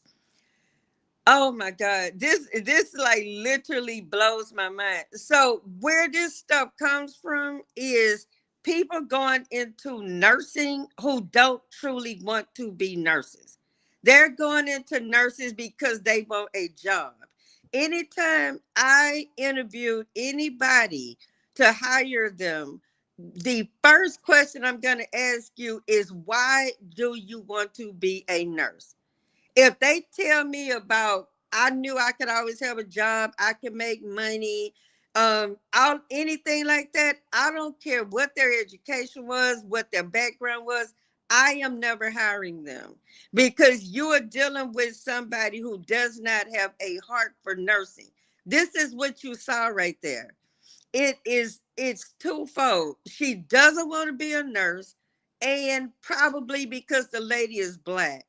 But it's so appalling that you can't even, when somebody is screaming in that kind of pain and they are in labor and you have done no exam to see how far it is, and her water had already broken. So it's not even, if she came in labor and her water is intact, but they would have had all of her paperwork. So that never even would have been the case. This lady has a broken water bag and is in active labor. So it's nothing at all that could have made this justifiable. Absolutely. I'm sure it went to the nursing board. I'm sure they're going to deal very harshly with it. The only legal issue, though, that they may have getting a lawsuit situation is you have to be able to prove harm. So this is why I'm gonna tell you why malpractice suits rarely are won, because not only do you have to prove harm, You have to get other physicians to corroborate, which is very hard. The physicians have like a code like police officers do, where they don't actually talk against each other. Even though this is against policy, the baby was born 12 minutes later. They can fight it. No actual harm was done because the baby was delivered and the baby obviously was healthy, or no actual harm, even Oh, though let me stop right there, Cassandra, because the mother did another video that I got earlier in the evening where she was speaking about there's some problems with the baby, I believe, due to some feces or fecal matter being in the baby's eyes. yeah. So okay, let me explain that, because I'm a nurse and I went through my delivery was absolutely horrible. And everybody was like, but why you didn't tell me you was an RN?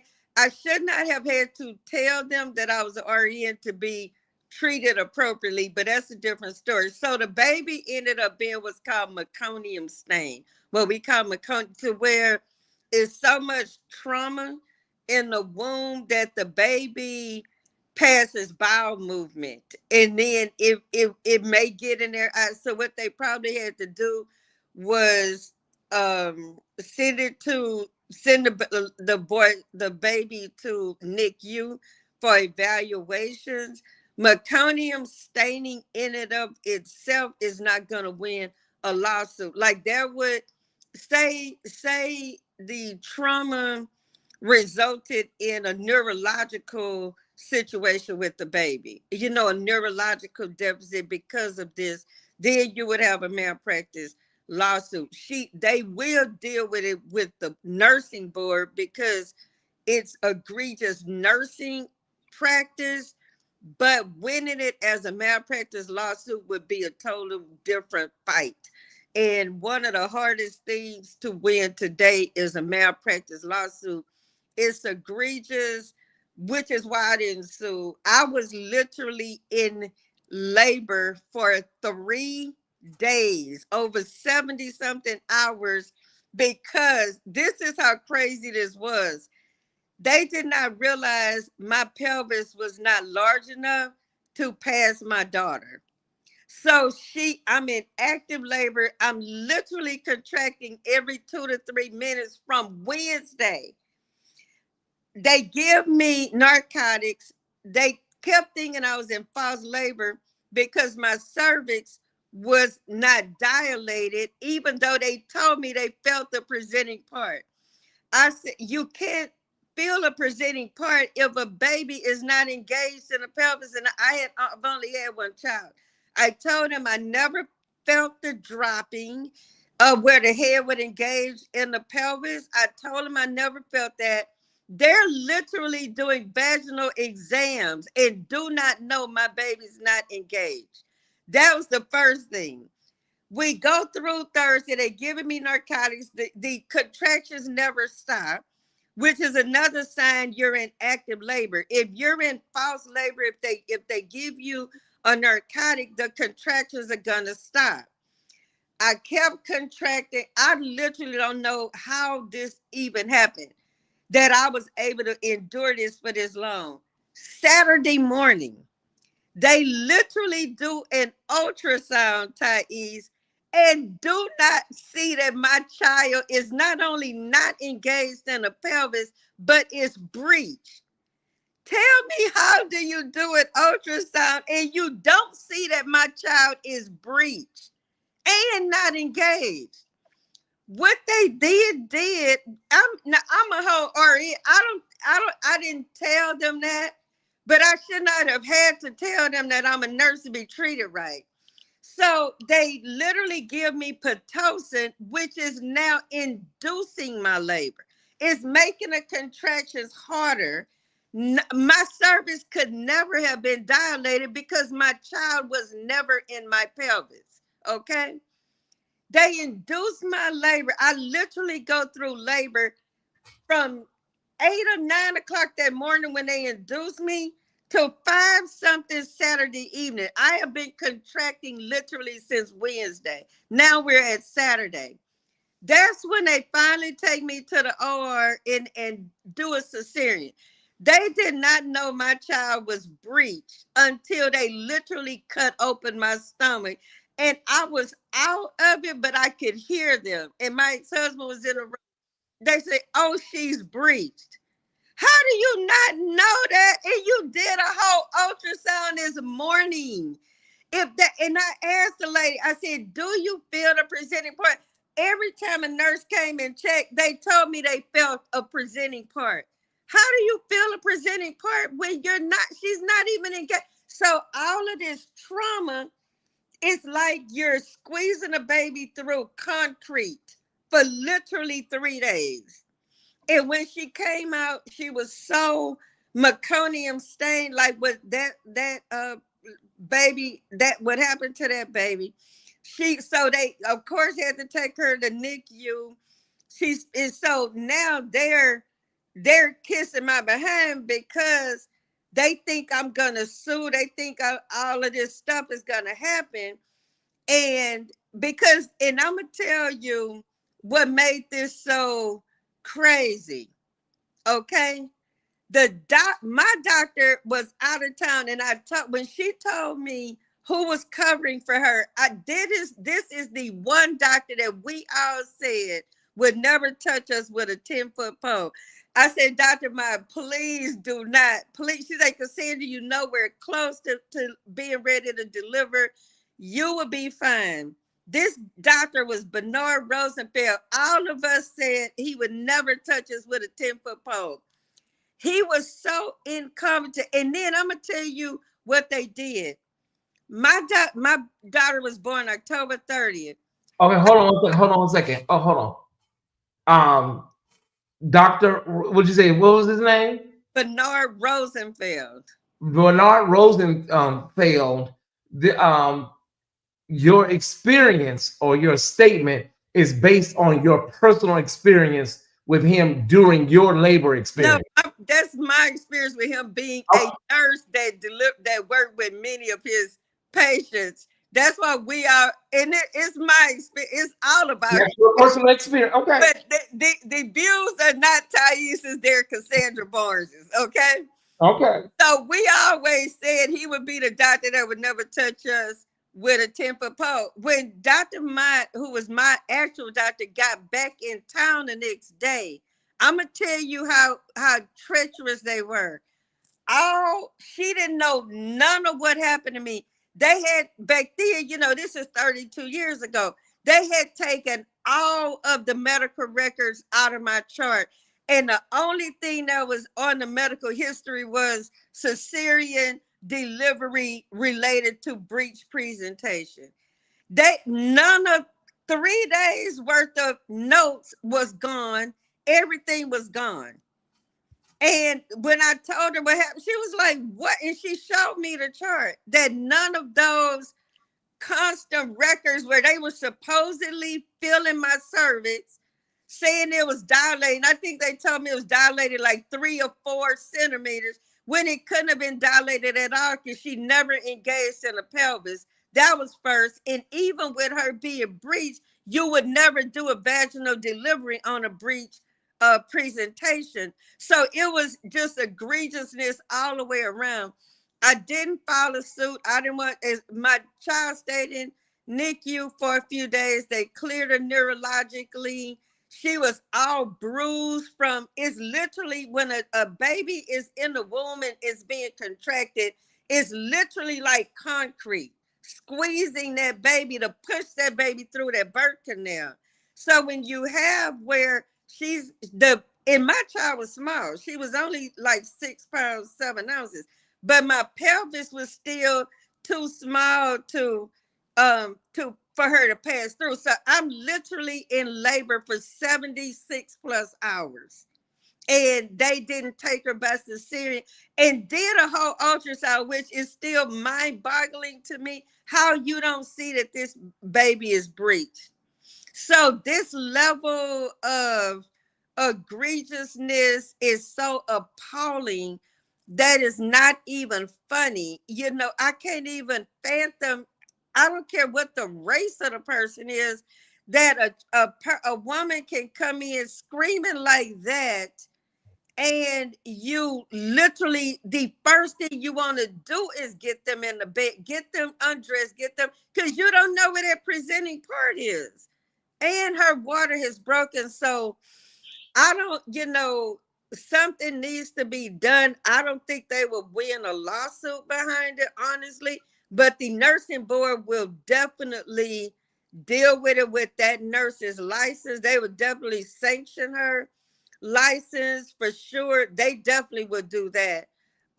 Because it is, but they had their those hospitals attorneys, they'll beat a lawsuit, but it's just very sad. And the baby I know was meconium stained, because that was so much trauma that with her sitting up like that baby, and the other reason why the baby though was meconium stained, in all honesty, is because it was past due, which is why they were going to go and induce, because the baby's was already 7 days past due. So that probably could have been why it was meconium stained as well. They wouldn't be able to prove that based on the circumstances, but I just wanted to, as a healthcare professional, I was actually closing up a session when I was glad you were still talking about it, so I could come up.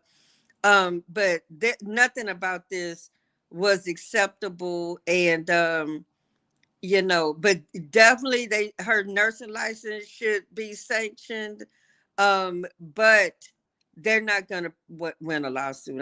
I've been involved with stuff for so long in my roles in administration or whatever. It would take a lot more than that. But they'll definitely sanction her license. They won't revoke her license, but they will sanction her license. They'll put her on probation, and it will show whenever she's trying to get another job too. But she definitely should have been fired. But she's just one of these nurses that don't want to be a nurse. I see a lot of people. Sometimes it's the hospital, and sometimes it's just the wear and tear emotionally over the years. You're just tired, and you become a little jaded. Yeah, over time. I promise you, she's not working more than I used to work. Mm-hmm. Back then, I would do 20 and 25 16s in a row without any days off. I would go home, sleep 2 or 3 hours, get right back at the hospital, and back, because we would be understaffed. I would literally go sit in my car and literally break down crying, wipe my face, pray, ask God to give me some strength from somewhere, and I would get back in that hospital and I would do some work.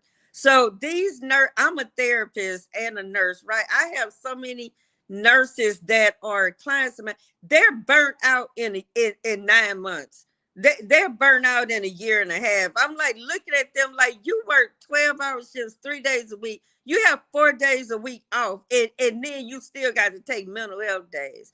They do not have nothing that we had when we came through.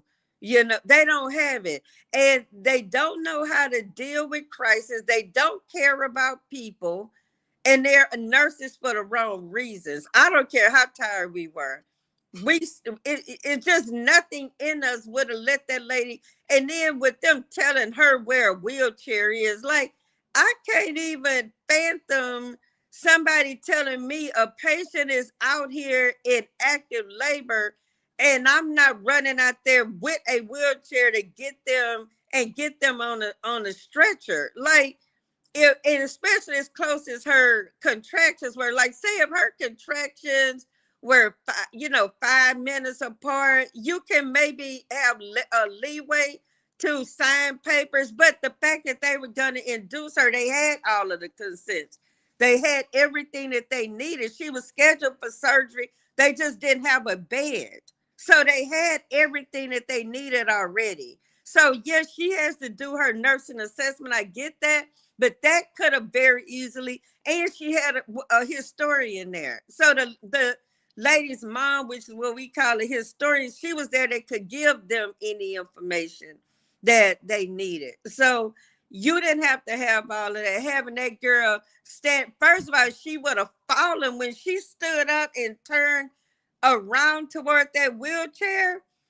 If she would have fallen on that floor and injured herself, injured that, now you would have truly had a lawsuit, which is probably what she should have done. Hindsight being 2020, fall out on the floor. I promise you, they would have gotten something in somebody, you know.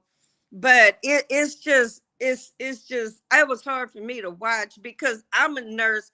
I literally love my patients, you know. So for this to even be a thing, but you deal with it every day because nurses they're not us. Like, we went into nursing because we wanted to be a nurse. They just want a job today, so they don't have the empathy, the compassion, none of that. You know, thank God the police officer helped her. But I mean, go give somebody a wheelchair, tell me this a wheelchair behind, like, all of that's just craziness to me. It's just absolutely ridiculous on so many levels, because you would have even had a nurse aide there that you could have sent out with her to get this, you know, to help get this patient out of the SUV, out of the car. So it's nothing that makes this uh appropriate by any stretch of the imagination. So Yeah. yeah. Well, I'm glad that you were able to come on. We miss you, you know, but we know you catch us on the replay. Thank you for coming up and giving us all your years of expertise and knowledge on this matter. I appreciate it so much. Thank you, Ty. And to the lady that was talking about the pain seeking, that is pain missing is a major, major, major, major thing with these doctors and nurses today, when blacks come into the ER in a lot of pain. But the fact of her coming out of surgery and complaining of that kind of pain, they could have done something. They just haven't ever. And I'm gonna tell you this real quick, and I'm gonna let you go. When I had surgery right after COVID, thank God I always treated my patients. I loved my patients, so they were always treated with respect when I was doing patient care. I literally could not fathom the level of pain I was in. I'm like, you have absolutely got to be kidding me. Like, I was in so much pain. It was unbelievable to me. And I'm like, this is what my patients were going through. And they never even acted like they was in the kind of pain that I felt like I was in. Like, I literally could not fathom that is what. And I just had a gallbladder removed, which wouldn't even be considered a major surgery. When I'm thinking about people that has serious, major surgery, I literally could not believe they were going through that kind of pain. And the reason why they act like that is because they haven't been through what you went through. And I was so grateful. And I said, Lord, which they were good to me. Like, they gave me meds, you know, to try to, until it could come under control.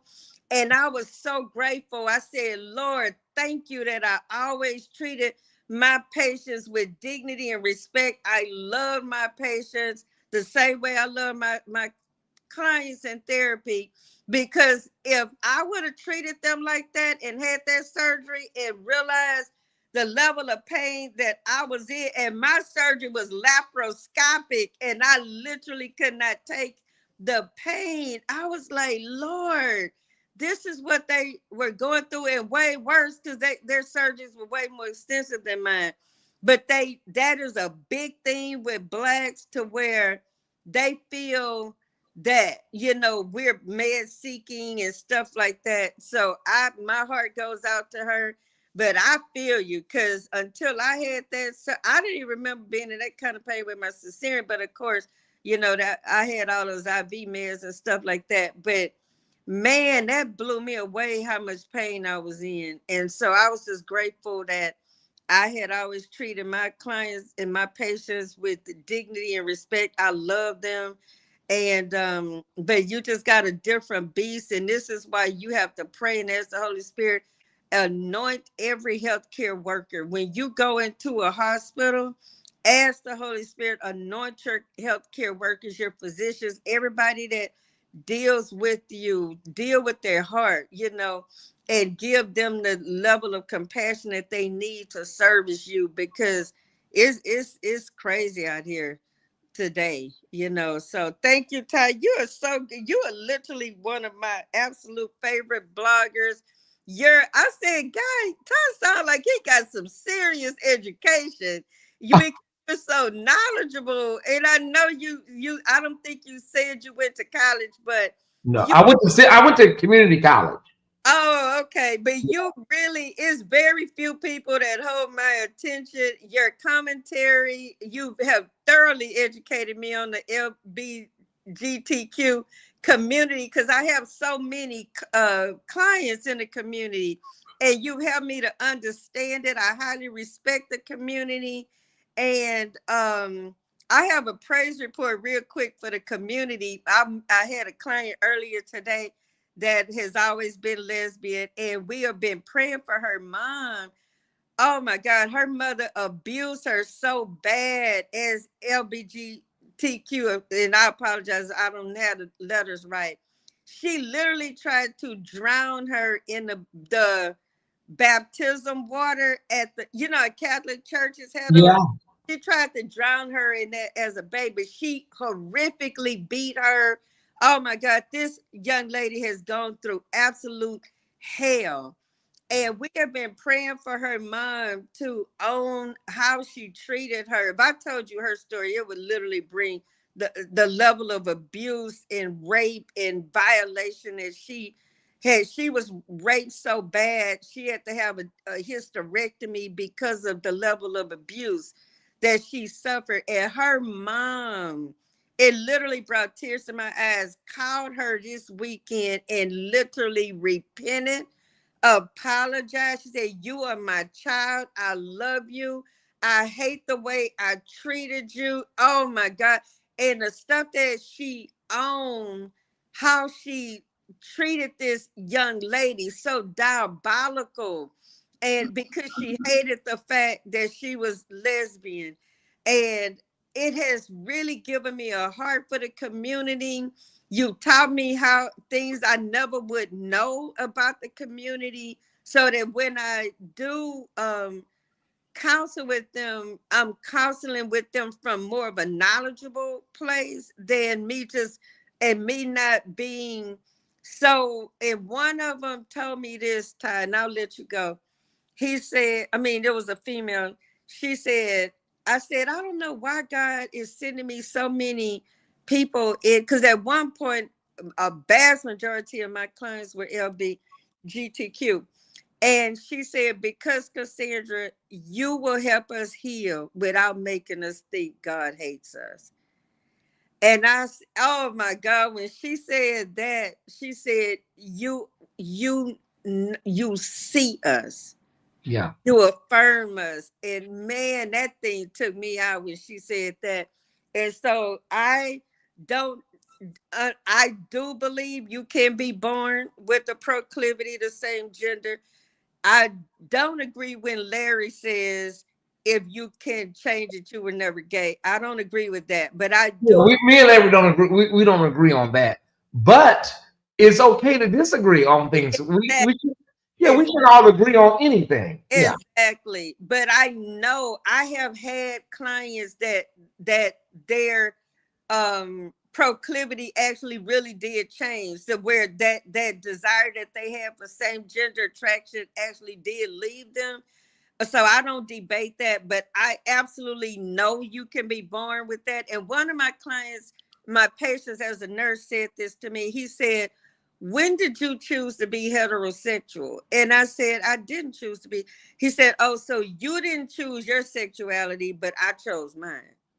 And that was a major eye opener for me, because if we didn't choose ours, how can we say, if somebody's telling you that they did not choose this is who I am, how Yeah. can we say that no, you chose it, or you. And I have clients and patients that were never violated as a child. They weren't raped, they weren't molested, they weren't any of that. They would just have a same gender proclivity or attraction. So thank you so much for, and I just love your commentary. Like, you are so intelligent. It's God-given intelligence. It really is. Very few people can hold my attention because my thought process is very elevated in a lot of ways. But you are my detox. That's why I was watching you, but I couldn't hear what was happening because I was counseling, but I had it on mute. And then I saw that video and I said, dang, that was what I had seen.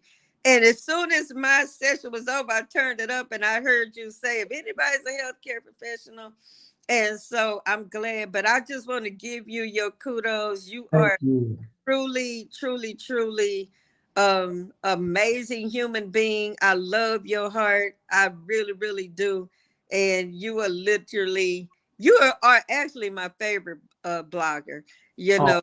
But so yeah, I truly, truly, truly cut for you for real. But I'm here even when you don't see me. I'm still here. Oh yeah, I know so many people have to work and scheduling and stuff. So I get it. I get it. That's what the replay crew is for. But I appreciate it. Thank you, Ty. God All bless. right. And the Ty Squad. Yeah, I hope I said something that brings some level of clarity. It did, and we appreciate you. We hope to see you soon. Okay, take care. All right, bye-bye. Gotta love our sister Cassandra. Gotta love her. Thank y'all so much for being open and honest, and in her profession, somebody that the LGBTQIA plus community can go to. Yeah, it's really, really great. It's really, really great. Listen, Cassandra and Ross, they they're gonna get it off them. They're not gonna leave nothing unsaid.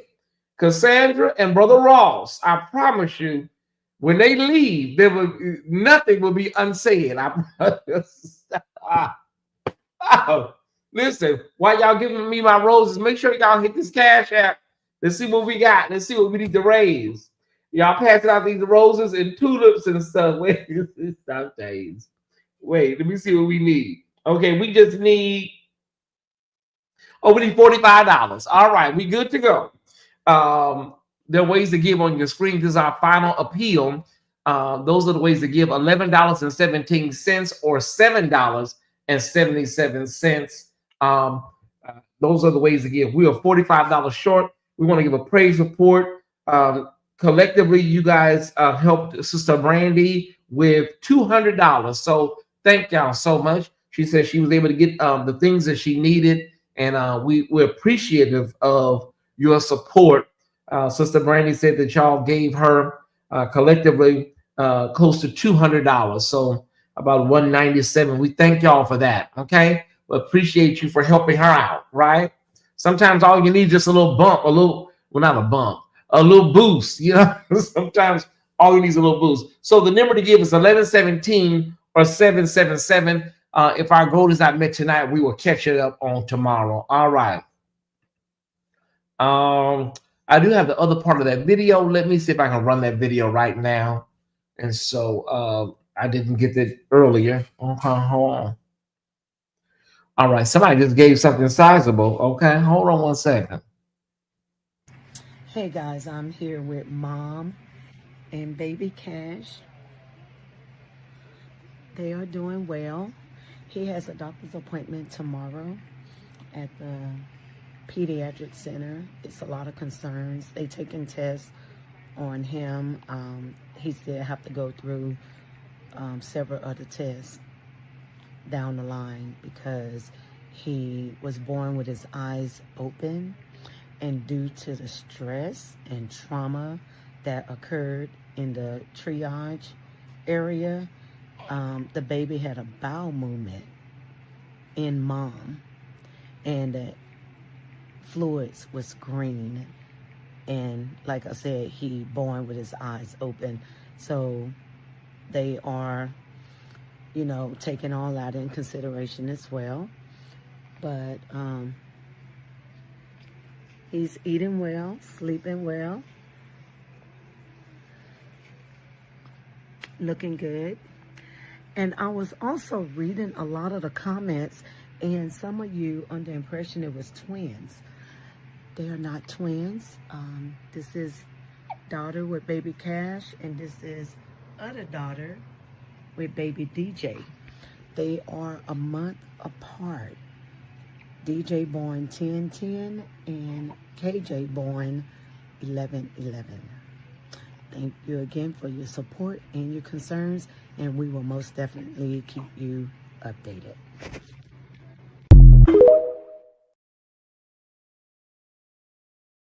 I'm glad for that update. I think that was a very important update, you guys. So is this the same update or is there something different? Hold on, let me check, y'all.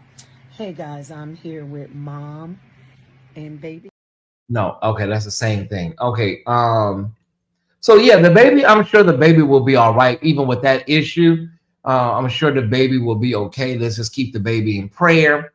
I think Sister Cassandra was saying exactly what that was. Thank you, Dorian Lake for 777. Thank you, Cassandra Barnes. Thank you for helping out. Thank y'all so much. We are just $12 away now from our goal. $12 away from our goal. Tonight I struggled. I was going to do another rip from the headlines. What is it called? Straight from the net, whatever that segment is called. Talk of the net. I was going to do another one, but I changed my mind. I just didn't feel like going through that type of re-traumatizing those that are LGBTQ that watch my video. There is a video that's going around right now of a mother.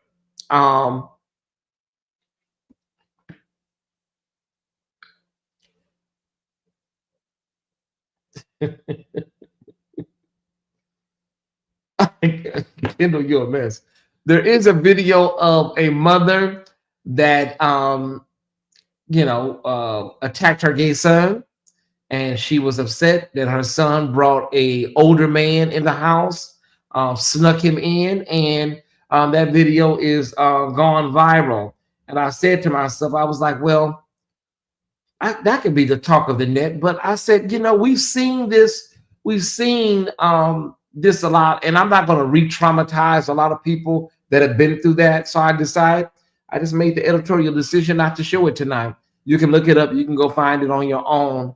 I see both sides of the conversation, though. Yeah, I see both sides, but I want to say this: hitting somebody with a bat, you can unalive somebody. I don't know if she knows that, and so yeah, you need to go get somewhere and get some real healing and understanding. And for the child and for the son, who I understand is younger, and the man that he snuck in the house was older, right? Maybe slightly older, maybe a lot older. I don't know. But you have to understand that if you're living with your mom, you can't be disrespecting her house. Now, if you want to go out and get your own apartment, a studio, or a single, and you can have all the trades you want from sun to sundown, to the point where you have to have a tonsillectomy, right? But yeah, you have to respect your mother's house. On the flip side of that, she is not the best representation of motherhood.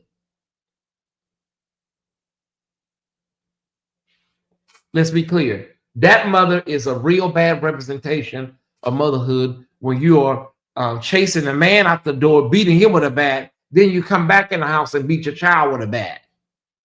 Yeah, that's a little bit much. Yeah, 10-10 and 11-11, that is something very, very spiritual. Yeah, hey, Dr. Davis, good to see you in the chat, brother. Good to see everybody in the chat. Did she hit the trade? Well, she chased the man out the house and hit him with the bat, and then she came back in and was hitting the son with the bat. Yeah, she said, you back with that gay SHIT again? And y'all listen, you got to just, when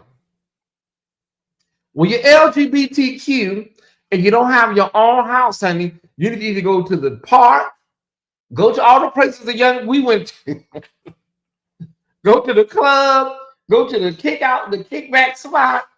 Go to the Anime's Cafe. But this, don't bring it to your mother's house. She is entitled to run her house how she sees fit. And as long as you're there under her roof, you have to respect her. You have to. And that don't excuse nothing that she did. Her behavior was abhorrent. Okay. I'm gonna sit here and talk to y'all until the numbers go down. I'm gonna sit here and chit chat with y'all a little bit. I'm not really. Ooh, as soon as I say it, that I yawn. I'm not super sleepy. Yeah, Harold. You have to negotiate. You have to navigate and sometimes negotiate. When it comes to, I tell gay people like this. You have to understand your mother and your father, if you have both, they go through a sort of a death, a mourning, because the child, not only that they envisioned, but the child that they gave birth to is not the child that they are going to experience. So it feels like a death. It does. Mm-hmm. Yeah. Yeah, there's a lot of things she could have did. She could have used her hands or a belt, but that was really dangerous. She don't even understand. She could have unalived somebody. No cruising if he's that young. I don't think he was. I don't think he was like 13 or 12 or anything. I think he was a young man. If I'm reading the story right, I don't think he was a teenager. I didn't get that. I didn't get that. It wasn't. Hold on, let me see. I think when we hear that he was an older man, everybody thinks that it's a situation where the man is a predator or something. No, I think it was just an older guy that was in the house. I don't think it was anything predatory. Thank you, Katrina Watson, $25. Thank you for your voice and village. Well, you know what, Katrina Watson, I thank God for Jesus. I won't complain. He didn't have to do it, but he did. Okay. Okay, thank you. Somebody sending me something.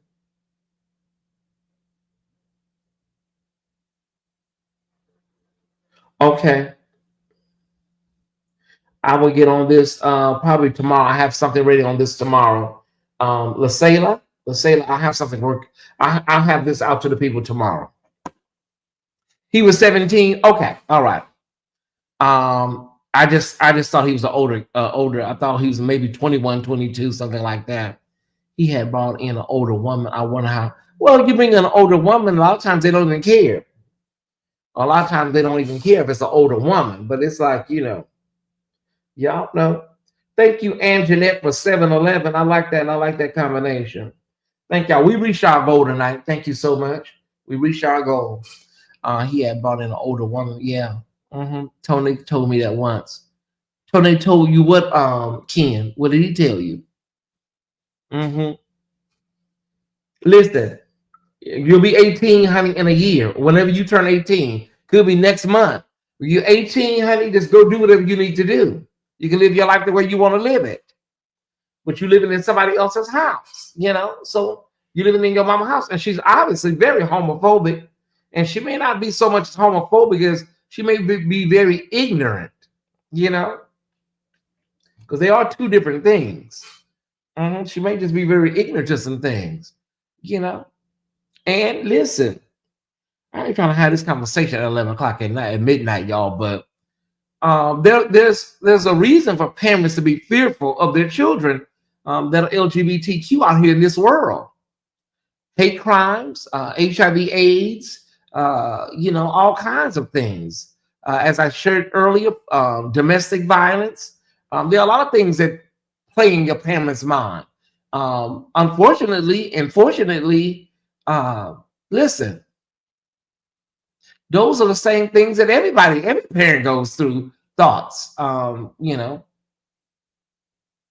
when I say fortunately, I mean, like, listen, you're not the only parent that has, worries and angst. So you're not alone. You're not isolated in your concern.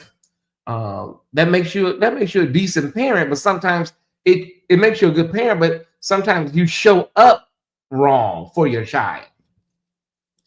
It's a good thing if you're concerned about your child, but on the other side of that, you're showing up wrong, with it, and sometimes it's based in ignorance. What did about parents having to accept the new you and the unaliving of the you they? Yeah, I tell people that all the time. You have to understand that, because a lot of parents, they have to accept the fact that they're not going to have no grandchildren, unless you plan to adopt, and they're not going to all the times accept children that they don't feel are born through natural. I'm trying to be respectful, y'all. Y'all know. So, they want grandkids in the traditional sense, right? Yeah. Mm. Mm-hmm, mm-hmm, mm-hmm.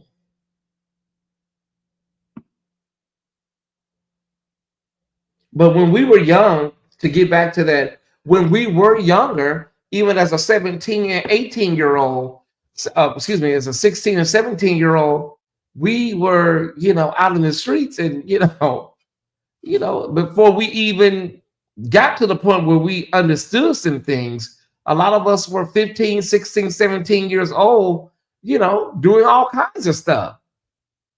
But so does straight teenagers. Just like whenever it's gay people, it just seems like it's so, ooh. Straight kids sneak out the window. Straight kids sneak boys and girls in the house. I don't know why when it's LGBTQ folks, there's this extra layer of ooh on top of it. Straight kids steal their mama car at night and go and pick up a girl or a boy in the mama car because they know where the keys are at. This is, let's keep it fair, y'all. Would have still been protected more if it was a female or male. You never know, Brother Bean. All you can do is just say, listen, hopefully the young man learned a lesson. Hopefully the mother will get some kind of parental training and get some healing. Because, honey, your son is probably going to be gay for the rest of his life. It ain't like he's going to turn straight, ma'am. It's not. I promise you. He's not going to turn, he's not going to turn straight. And so it is what it is. So I accept when people, the only time I have a problem is when folks like Keith McQueen. I have a problem when you, when you get delivered, especially when you playing in our faces. Especially when you playing in my face, and I know you playing in my face. I just have a problem with these girls that talking about they delivered, and I know you gals. I know I have stuck a boy in when I was younger. It happens. Yeah. Child, one time my mama came home. There was a song called Tonight is the Night. And Betty Wright said, and what if my mama should come home early and catch us doing what we'll do? Baby, my mama did. Came home from church. If you could have seen the way that boy was hopping over that gate, child, his name was Ernest. I'm going to leave it at that because I know some Pasadena folks may be in here. But the way he was jumping over that gate, he was like Carl Lewis in the Olympics. Child, he was like he was doing the triathlon. Orientation aside, the video did seem like it was at night, so that's very high hour for proactive skills. Yeah. I mean, listen, and then these young kids. I don't like to say kids because it sounds so. The younger generation, y'all don't even know how to sneak people in. You loud slamming doors and thinking you tiptoeing, girl, you making too much noise. That's why your mama woke up. You got to talk to some OGs like myself, some triple like Harold. You want to get somebody in and out of here? You want to get somebody in and out? Me and Harold, we can show you how to, open some windows and let the window down very slow. You don't come through the front door. You come through that back window back there. Bring that window down real slow. Tell them to take your shoes off so you can't make all these, all this noise. These young generation, they don't know how to do it, baby. They don't know how to. We can show you how we used to do it. Yeah, back in the day. The art of climbing through windows. Yeah, you got to go in like Spider-Man. You got to come in like Spider-Man and then tumble and roll. Roll like a ball on the floor like a ninja. It was ring footage. I don't get why either of them would post it. I mean, it's embarrassing, but the fact of the matter is, I don't know. I don't know whether the mother did it or whether the son did it. One, you posting your beat down, and the mother, two, you're posting your Mother of the Year not award. Yeah. I told my mama that my boyfriend stayed with us for a while, but I waited until I was grown and married. Oh wow. That's what happened. He knocked something down and she woke up. See, they don't know what they're doing. You're knocking over vases, knocking over plants, and knocking over bookshelves and stuff. They don't know what they're doing. They don't. Let me tell y'all this before I get ready to get up out of here. I'm on episode 4. I'm on episode 4 of All Her Fault. This is too much for the radio, y'all. I'm on episode 4 of All Her Fault on Peacock. Great God from Zion. I don't know what the damn thing. I gave up a lot. I gave up on episode 2 of what I was thinking. Everybody keep telling me, ooh, this ending, Tyesse. Ooh, this ending gonna lay you out. I'm sure it will.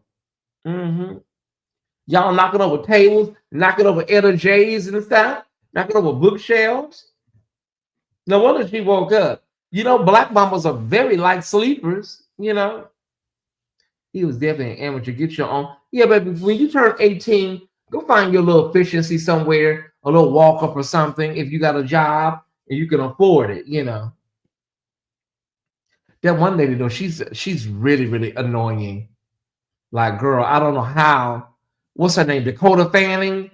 I don't know how, girl. You responsible for the little boy being missing, girl. Why are you here? White people are different. They are different. Ain't no way in hell I be sitting up talking to that lady.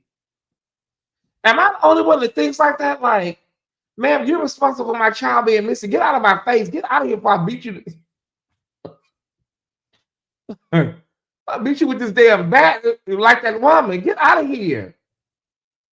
Am I the only one that's watching this all her fault? She's sitting there talking to the lady and I'm so sorry. You sorry. You be sorry, all right. I don't know, Ty Squad. It couldn't be me. It couldn't be me. Maybe I'm the only one watching All Her Fault. Anyways, I thank y'all for coming by here tonight. Oh,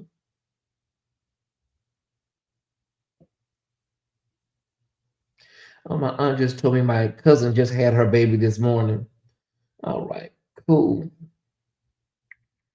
I will hit her up on Facebook. Love you. Oh, my cousin just had her baby. Okay. I don't watch that. You don't watch what? Oh, you don't watch all her fault? Okay, Ty had someone running through my house and my grandmother hollered, who down there? I put him out. You got scared? Okay, y'all never heard of it? Okay, I've been talking about it for 3 days now. It's called All Her Fault, and it's on Peacock, okay? All Her Fault on Peacock. Go watch Peacock, okay? All right, y'all. Great show tonight. Really great. Whoever put this together, really, really great show. Okay. It's midnight, y'all. I know it doesn't feel like it, but we started a little late tonight. And then, Cassandra came on and she gave a whole word. So this show is great. I was locked in. Thank y'all so much. If you are a first-time viewer tonight, you may have came over from Larry Reed's, my brother Larry Reed's Members Only. If you came over from there, make sure you hit the subscribe button, please. I appreciate it. Hit the thumbs up button. Mods, can you put some links in the chat so they can join Patreon? Tomorrow night, we have Uncut Tuesdays live in Patreon. So make sure you don't leave here and we don't have some type of connection. Amen? All right. Oh, that's what we calling it now, child. I'm going to check it out. Okay. Moms, if you're here, put some links to Patreon in the chat. It's $5 a month, and it is $5 a month, and it is $48 for the whole year. Okay, $48 for the whole year. I know that's shocking, right? I get it. Yeah, just $48 for a year. Yes, I know. I know some of y'all are like bewildered at that. I get it. Yeah. $48 a year, $5 a month. Either way, however you want to do it, you know. Yeah. Okay. I'm getting ready to get out of here, Time Squad. Let's give me some applesauce and call it a night. Have a wonderful night. Remember the recommendation I gave you guys, Aftershock. It's on Hulu.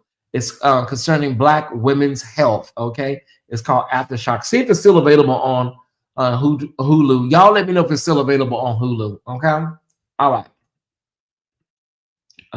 Ty, Mallow, Joy, and Don were fire today. Oh yeah, I'll probably catch up tomorrow morning.